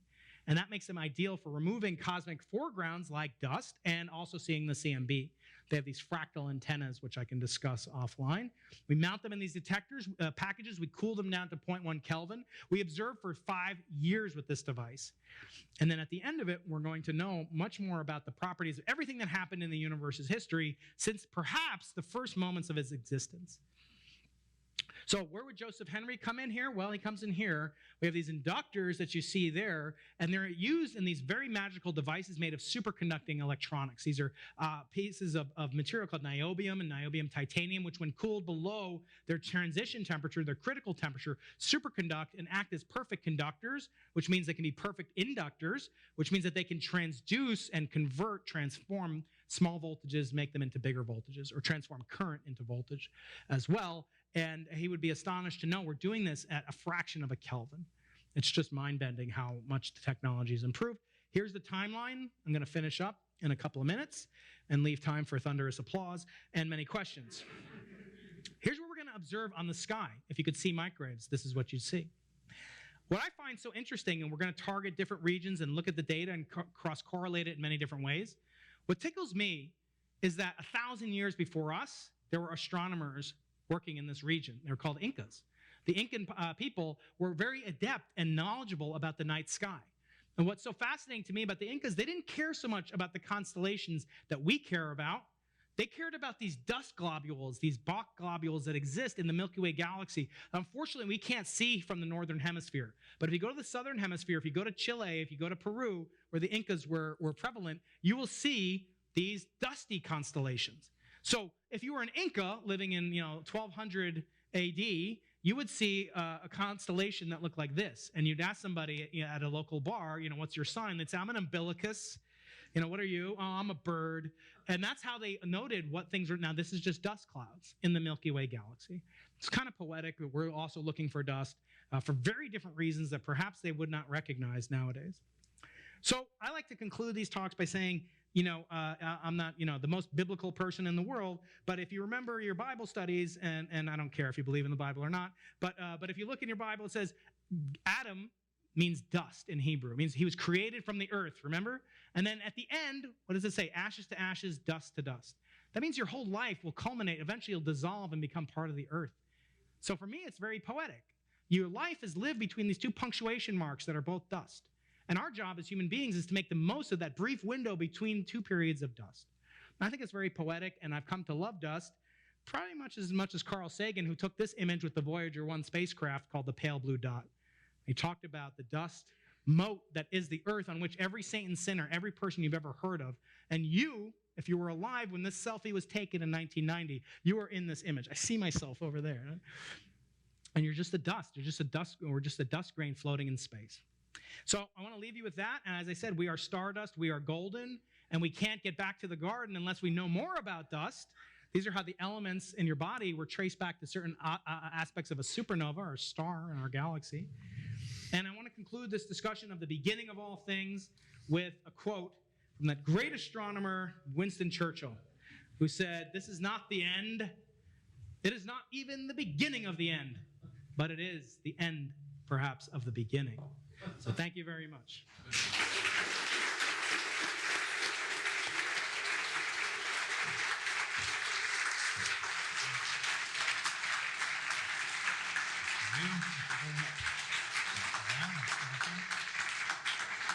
Q&A. Same here. Yeah. So we have time for some questions. As many of you know, we have a procedure for questions. There are people with microphones. There's a red microphone, a blue microphone, and a black microphone. When the microphone, if you keep your hand up long enough and the microphone comes to you, and I point at you or call out the microphone color, please stand up, tell us your name, ask a question. No speeches. Save them for the social hour. Ask a question. And we'll proceed. One reason for this is so that the people who will watch the video later and the people who are watching now on the live stream can hear your questions. So we have, where's the blue mic? Where's the black mic? Black mic somewhere? It's in the back. Okay, and where's the red mic? Okay, blue mic, black mic, red mic. My name is Scott Matthews. I am a member. Can you say something briefly about how these microwave measurements allow you to extract information about the mass hierarchy of neutrinos? Very good. So there's a notion that neutrinos have mass, and that has been verified from what are called neutrino oscillation experiments. So neutrinos are the only one of the fundamental elementary particles. There's only 17 of them. They're the only particles for which we don't know their exact masses. And there's two different ways that their masses could be arranged. They have masses at least a millionth of the mass of the electron, about a millionth of the mass of the electron or lower. There's a lower limit on how massive the neutrino could be. That means it has to be more massive than about 50 milli-electron volts. And there's two different ways you could organize what we know about neutrinos is that we know the difference in the squares of masses between the three different types of neutrinos. So there's two different ways you can permute these three different types of neutrinos. One is called the normal hierarchy, and one is called the inverted hierarchy. The inverted hierarchy has the greater mass of the sum of the neutrinos. So we could actually measure those in the very, very near future if nature is kind and the neutrinos are actually in the inverted hierarchy. If not, we have to wait for experiments like the Simons Observatory or perhaps a space mission later in order to make a convincing that is greater than 5 sigma detection of the minimal mass splitting of the neutrinos, which is about 50 milli-electron volts. So you have to get down to about 10 milli-electron volts in order to make a definitive detection of the neutrinos if they're in the normal hierarchy, which most people expect they are. If not, they're in the inverted, that'll be easy to measure. So that could happen in the next year or two, actually. Black microphone. Yeah, I'm Joe Powers, and I'm not a member, but my question is also about neutrinos. What are the prospects for the direct measurement of the cosmic neutrino background and maybe seeing past this microwave background horizon? Yeah, so it's said that, when all neutrino experimentalists get old in their lives, they always become infatuated with the cosmic neutrino background. So let me first say what that is. The CMB is the cosmic photon background. It's a background of light in the microwave region that started off its life, if you will, as ultraviolet light, maybe even gamma ray light, and then it got redshifted as the universe expanded. Neutrinos are not bosons, they're fermions, so they have different characteristics, quantum statistics. That they are actually decoupled earlier from matter, so their actual thermodynamic temperature, they're described by a Fermi-Dirac distribution. That could be detected by which is a colder temperature. So instead of 2.7 Kelvin, they're about 1.9 Kelvin.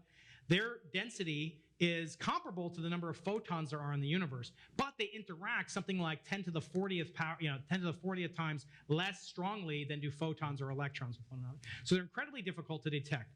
Some say they cannot be detected directly. In other words, a cosmic neutrino comes in your lab, hits your detector, and you detect it. There is an experiment at Princeton called Ptolemy, Princeton, Tritium, something. I'm not going to try to, I have my own troubles with acronyms, as you saw from Bicep. So they are attempting to measure aspects of the cosmic neutrino background directly. We're attempting to measure the mass of the neutrino, which you would then infer based on how large a density you ascribe to the cosmic neutrino background that you've detected it. And so it actually distorts what we call gravitational lensing and distorts the path and trajectory of photons by according to the mass of the neutrinos when summed. So we have Yep, red and red. then blue. So red, then blue. Hi, I'm Stephen Mortallero. I'm not a member. I was wondering if you could talk just a little bit more about why, if inflation were proven, it would compel the conclusion that we live in a multiverse. Yeah, so the multiverse, according to the creators of the inflationary theory, generally ascribed Alan Guth as inarguably creator of the inflationary theory, Andre Lindes. And so there's a phenomenon called eternal inflation, which seems to be concomitant with the simplest models of inflation that you might expect to be A, detectable, and B, plausible, just from Occam's razor perspective. Those things have eternal properties where you cannot turn off the inflaton. The inflaton turns off in our universe, if indeed it did take place, when it violates what's called the slow roll conditions, when the field traverses these super Planckian lengths in small amounts of time. That then decouples and forms the cosmic microwave background, the photons, the matter, et cetera, that are coupled to ordinary fields in our universe. If that process is not perfectly finely tuned, almost finely tuned to a part in like 10 to the 100th, then inflation continues at some place in the universe, in the multiverse, outside the inflaton permeates all throughout in the entirety of space-time. So there's no way to turn it off. It's like a solid rocket booster. You just wait for it to burn out. In this case, those things can inflate permanently, and they can inflate superluminally, and they can inflate such that we can never detect them. Each island universe will be separated by an infinite amount of space between one another. So the multiverse is a consequence of the fact that inflation is so efficient at nucleating matter and energy as it's required and as it was found to be. Remember, it was a solution to how did the Big Bang bang. That's what started. It turns out it's really almost like it's an overachiever. It can't be stopped. Blue microphone. My name is Attila Avni. I'm not a member. Where did the energy come from before the Big Bang? That is a very, very good question. Usually people preface that question by saying, I have a simple question for you. So there are many different theories that attempt to answer this question. They are potentially related to the multiverse in that the universe could have had a universe that is parallel to ours in space and in time. In other words, the multiverse could have produced another universe that's nearby to us in some abstract space. Or it could be their chief alternative to the multiverse is called the cyclic cosmology. There's another type of cosmological model that posits that the multiverse, that the universe did not begin with inflation, that the universe began when the collapse of a preceding universe from before it. Now, in that case, you can answer the question. My favorite question to ask, and you and I, Attila, are allied scientists, because I always say the favorite question I like to ask God, if God exists, what happened on the Tuesday before the Big Bang? In the case of the cyclic universe, there is an answer to that question. In the case of inflation and a singular one unitary Big Bang, as Stephen Hawking said, asking the question what happened before the Big Bang is like asking what's north of the North Pole. But I always say we all know what's north of the North Pole, Santa Claus. So we actually don't know. It's a well-posed question in a bouncing or cyclic cosmology, and many of the most eminent cosmologists in history have proposed that. Sir Roger Penrose in Oxford, Paul Steinhardt at Princeton, and many, many others are working on alternatives to inflation. Remember, every solution creates another problem, and you hope that those problems keep us fully employed. John We're going to do a Evans. double blue, so you also had a question. Then we'll go black, then we'll go red. Black and blue. My name is Ty Avni. I am not a member. And my question is, what is the source of dark energy? Is our universe expanding into another universe if multiverse exists? So there are, the first question, what is dark energy? We know a very little about dark matter. We know certain things that it can't be. We know certain things about its density and its energy properties and characteristics and its interaction strengths. We know almost nothing about what dark energy is. It's one of the most mysterious of all known things, and it's interesting that it pervades and dominates the mass energy budget of the universe. It seems to have properties very similar to the inflaton in that it causes an acceleration. In the case of inflation, it lasts much, much shorter, but it's much more effective. It expands the universe by perhaps 30 orders of magnitude in a trillionth of a second. Nowadays, the universe is lumbering along and the Hubble constant's increasing at a relatively benign rate. at least by inflationary standards. The question of whether or not we can ever collide with another universe is perhaps one of the only ways we could prove the existence of the multiverse. If we do collide with another universe, then there will be, if you imagine our universe is a sphere in terms of its last scattering surface or when we see things, if it interacts with another universe, those two spheres will cross over one another, and their boundary shared in common will be a circular pattern. So people have proposed that you can look for multiverses by looking for bruises, if you will, on the microwave background surface. People have searched for that and haven't seen it, but absence of evidence doesn't prove that the multiverse isn't true. But what we can do is Attila's question can be answered. In other words, you could rule out the bouncing universe. You can't rule out inflation. And so some people are questioning nowadays, including some of the founding fathers and mothers of inflation, whether or not inflation is actually science because it predicts a multiverse which cannot be falsified. You cannot disprove it. And that's very different from the type of science that, say, my hero Galileo engaged in. Black microphone. John Evans, not a member. How do you know that the dust is the cause of the microwave polarization fluctuations you saw? So what we do is we used higher frequency measurements. And what happens with dust is dust scatters away higher frequency light from the sun, which is why you see predominantly red light at sunset and sunrise. And the way that it scatters light is very frequency dependent. So short wavelengths get scattered very, very strongly. And if the dust has any kind of axial symmetry to it, like a cylinder, it will get aligned by the Milky Way's magnetic field and therefore will act as a polarizing filter. So you'll see a combination: reddening, intensity diminishing, and polarization. That's exactly what we see when we look at very high frequencies. Then you extrapolate from the highest frequencies at which there's no cosmological data within, and you use those as a new experiment, extrapolate to low frequencies, and from that you can remove the dust signal, and the signal that we saw with BICEP 2 is entirely consistent with being from dust. Red microphone. Hi, thanks for the great talk. My name is Liz Landau, not a member yet, will be. I actually covered your study back in 2014 when I worked for CNN. And so I was part of the fascinated media corps that then had to unfortunately say what happened next. And I wondered if you could tell us a little bit more about what went into your thought process of coming out before peer review, and also what advice you'd give to other scientists about doing the same. Yeah, so that was a very fraught and perilous time in my life because we knew that what we were seeing was so consistent with the very thing that we most wanted to see. And we knew that that would cause other scientists around the world, including our chief competitor, which is a spacecraft called Planck, which is a $1 billion satellite launched in 2009, whose leaders were claiming at the time that they could see the exact same signal that we could. In other words, if there was a cosmological B-mode signature produced by inflation, they were able to detect it, and they had, $1 billion going for them. Remember, I said it's 100 times more expensive to go to space, and they had 400 people working on the project, probably.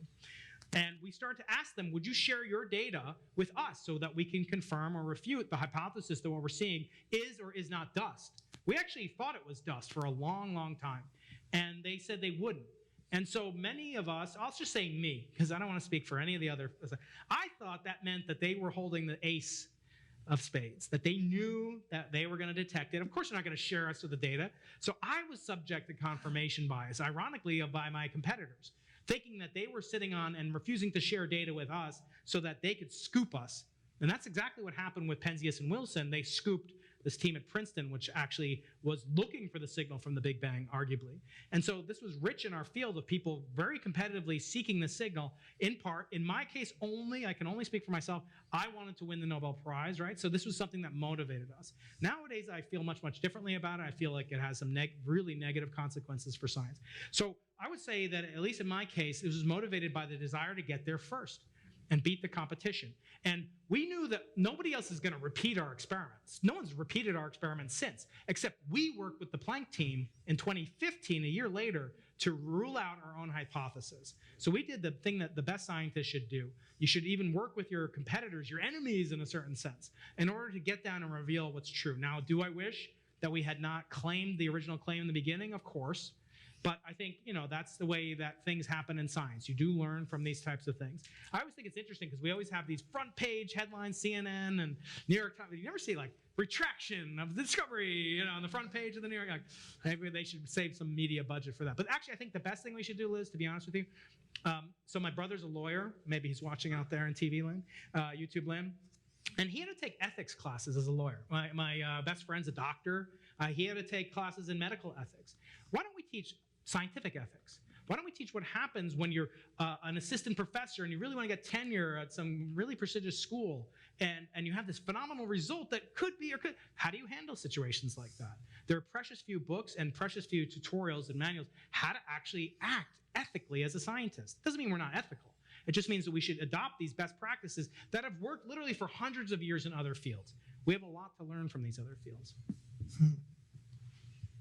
I think we're at the blue. Where's the blue microphone? I grab my water. Hi, I'm Bob Baer. I'm a member.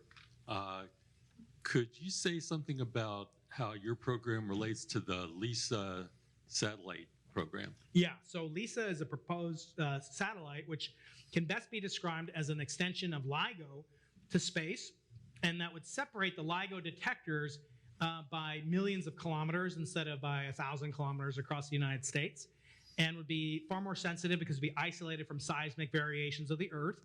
What they're looking for is similar science to the science that LIGO has detected: black hole mergers, neutron stars, supernovae explosions, doing actual astronomy with a laser interferometer. Now, can they detect variations of space-time caused by inflation? Most people think no. The reason for that comes down to the fact that gravitational waves are like light. They're a form of radiation. When light travels through an expanding universe, its amplitude decreases and its frequency stretches out. And so those two factors cause the energy density of gravitational waves to decrease as the redshift to the fourth power. And so to try to do science today, which we call redshift 0, versus trying to measure the gravitational waves at redshift 1,000, is 1,000 to the fourth power harder, which is 1 trillion times harder. So it's very unlikely that LISA could detect these waves of gravity from inflation, if indeed inflation took place. Red, then blue.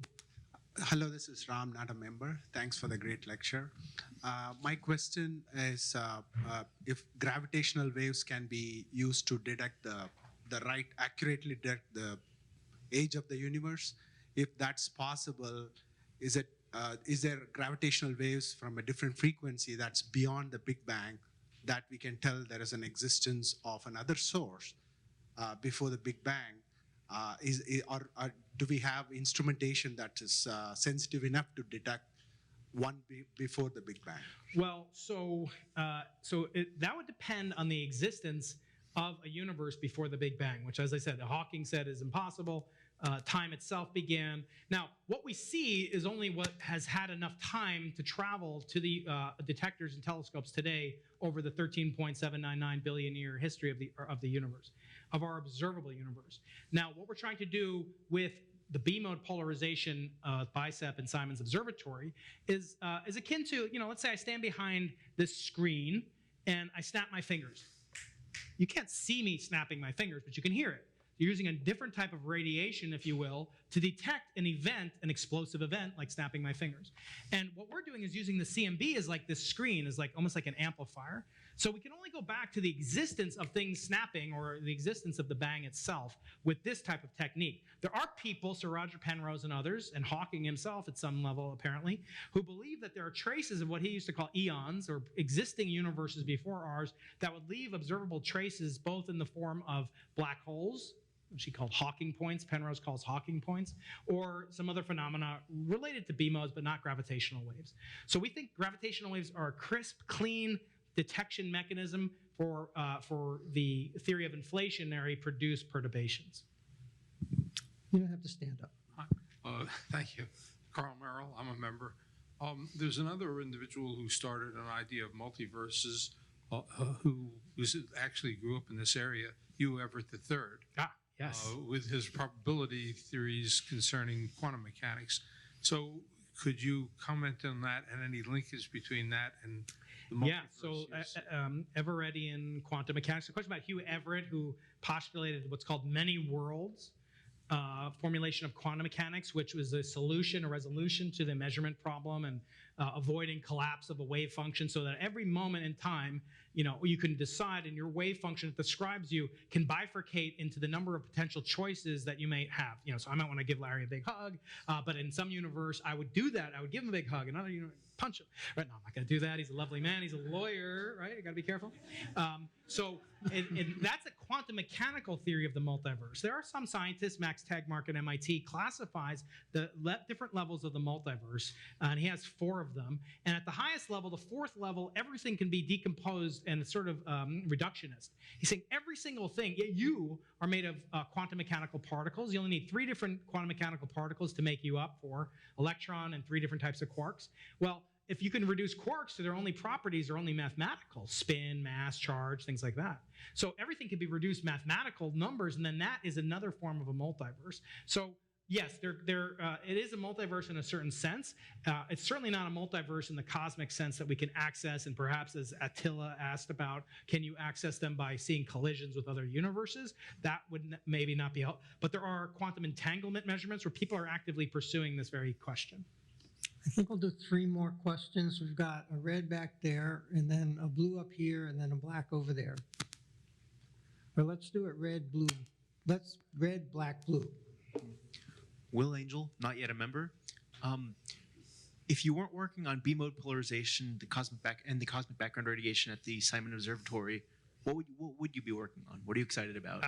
So another way to answer that question is to go into the multiverse and ask, what am I doing in that other universe? And for me, it's always something to do with science. So I actually had lunch with Adam Rees yesterday, who did win the, he asked me, well, what if you did win the Nobel Prize? Like, would you have quit your job? And I'm like, well, no. What I'm so interested in is answering as many puzzles and questions as I can possibly do within the skill set that I have, which is pretty narrow, but it's enabled me to, both provide full employment. I calculated recently, I've employed over 150 UCSD students, and that's about $1 million a year for the last 15 years I've been able to generate. And they go out and they create labs and become professors now. And I think I love teaching, and I love being able to communicate and influence scientists. One of my friends who influenced me is a Russian scientist named Alex Polnarev. Maybe he's out there in YouTube land, although it's England, it's probably pretty early in the morning. And he taught me the word scientist in Russian, and I hope there's no Russian speakers here to refute this, means someone who was taught. It means a person who was taught, which means your job as a scientist is to be taught and to teach. And so I would continue teaching, continue doing research.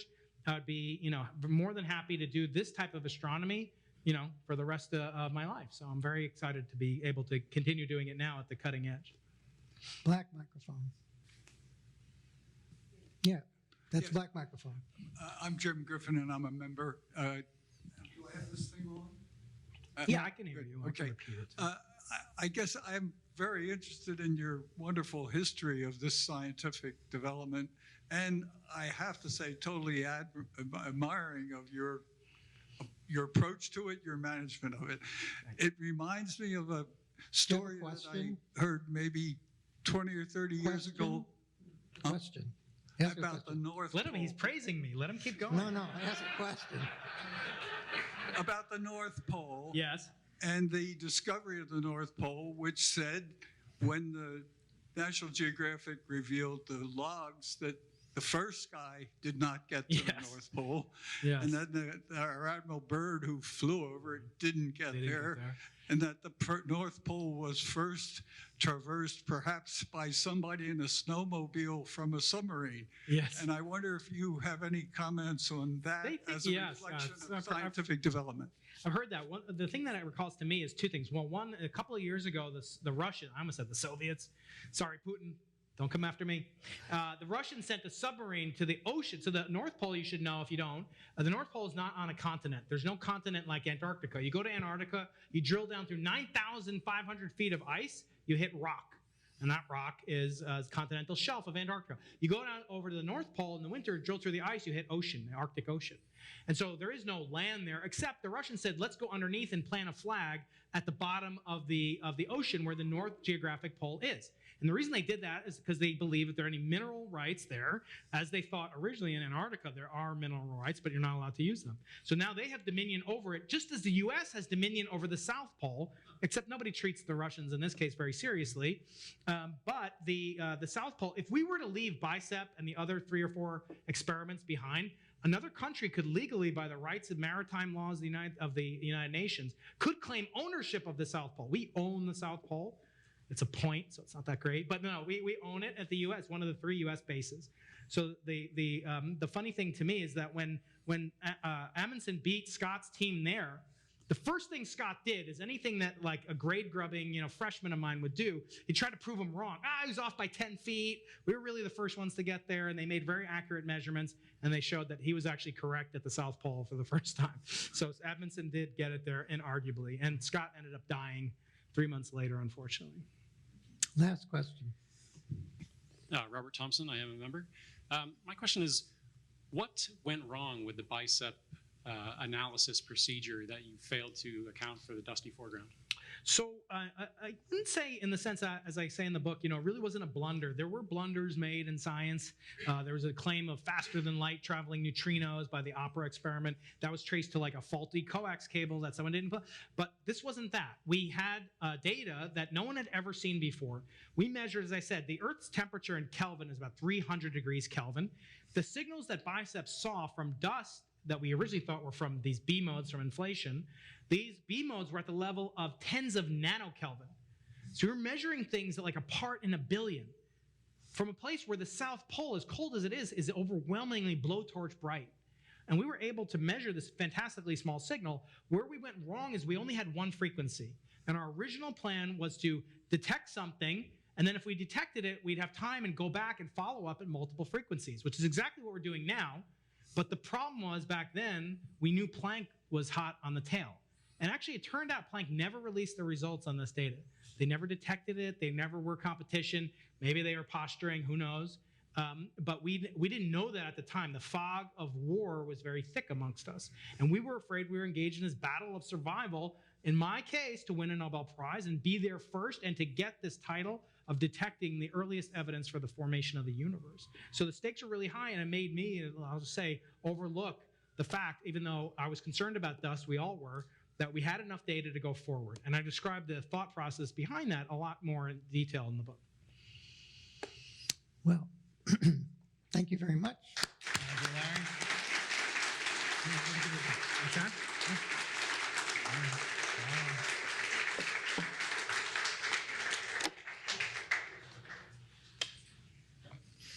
So in appreciation for coming here and giving us this lovely talk on the 88th Joseph Henry Lecture, I'd like to present you with a framed copy of the announcement of your talk, signed by all of the members of the General Committee on behalf of the membership, and a copy of the Volume 1 of the the Philosophical Society of Washington Bulletin from March 1871 to June 1874, signed by me on behalf of the membership. Thank you very much. Thank you.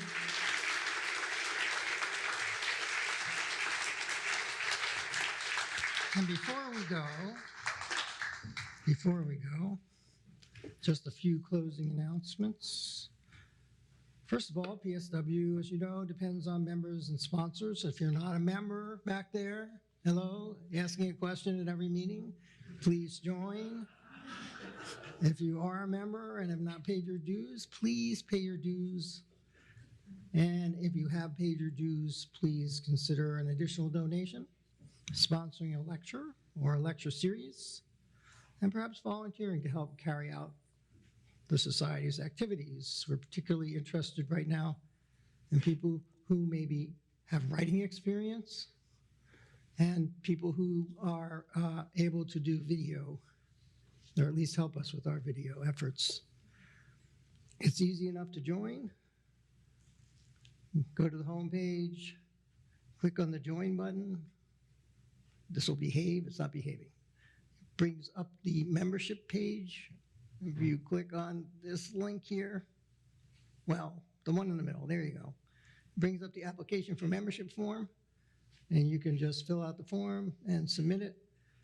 There's a dues payment that you need to do, If you're not admitted to membership, we'll refund the money. It's very unlikely because there are no IQ tests and there are no financial means tests. There's simply the test that if you want to join, you should be very interested in science. If you have any questions, please see our membership director, Lloyd Mitchell, if he's here. There he is. Or our social media director, Anne McQueen, who's here too. It's worth noting that PSW lecture attendance is only part of PSW's audience. In fact, PSW reaches a growing worldwide audience. Videos on the PSW YouTube channel have been viewed over 250,000 times. The plant definition debate was viewed over 11,000 times in its first week. And it's dues, contributions, and sponsorships that make this possible. PSW is a nonprofit educational organization tax exempt under Section 501c3 of the Internal Revenue Code, and contributions are tax deductible to the extent permitted by law and the IRS. All PSW members in good standing can wear the PSW rosette, the blue one. If you wish to purchase one, they're $15, and you may do so at the rosette table in the back of the auditorium. Upcoming lectures. Unfortunately, this is the end of the spring 2019 lecture series. We keep posted on the fall lecture series. I can tell you a few things that we are hoping to have talks on. So the perennial hope for a talk on Venus may come to fruition. We hope that Ellen Stofan will give that talk. We expect to have a talk on robotics by the CEO and founder of a very prominent robotics company. We're hoping for a talk on Argo, which is the flotilla of autonomous sensors that's floating around in the South Pacific and is part of a growing effort, something that's probably going to be exponential of our autonomous sensors of the environment and reporting back massive amounts of data and vastly changing our understanding of the Earth's dynamics. Hopefully we'll have the winner of the Dragonfly Caesar competition, which we had talks on in the fall, both on Caesar and on Dragonfly, and we're looking forward in the summer to find out who NASA chooses to fund, so we'll have them. And we're looking for a talk on quantum gravity by somebody from Johns Hopkins on artificial intelligence chips. Some of you may have seen recently the black hole was imaged by a consortium, and we expect to have a talk on that. We're going to have a talk called Lifelike by a fellow from UCSD on making artificial life or something like it, and so on. So I'm just teasing you, but we will have some of those talks. I'd like to thank tonight's crew, Connor Nixon on camera, Jared McQueen, camera on IT, Ann McQueen, our chat boss, Cameo Lance, our room boss, Robin Taylor, our live stream director, Noah Block, our wrangler, and our blue and black mic runners. And please also join me in thanking the members of the General Committee who ensure that the society is well run and solvent and do all the work required to hold the society's meetings and present these lectures. Vice President Mark Clampin, who snuck out. Corresponding Secretary Robin Taylor.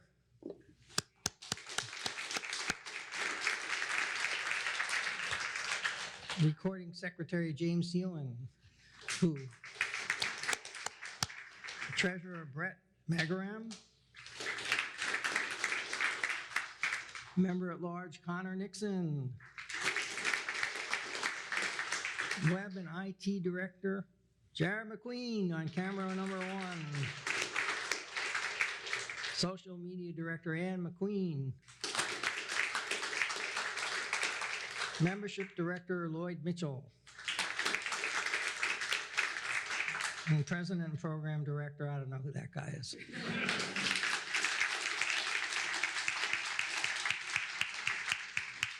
All right, the social hour ends at, I guess today, let's say 10:40. promptly. So please use the side exit to exit the building, and I will now accept a motion from a member for adjournment of the 2410th meeting of the Society and the Spring 2019 Lecture Series. All don't have. Second. All members in favor? All members opposed? Meeting is adjourned to the social hour.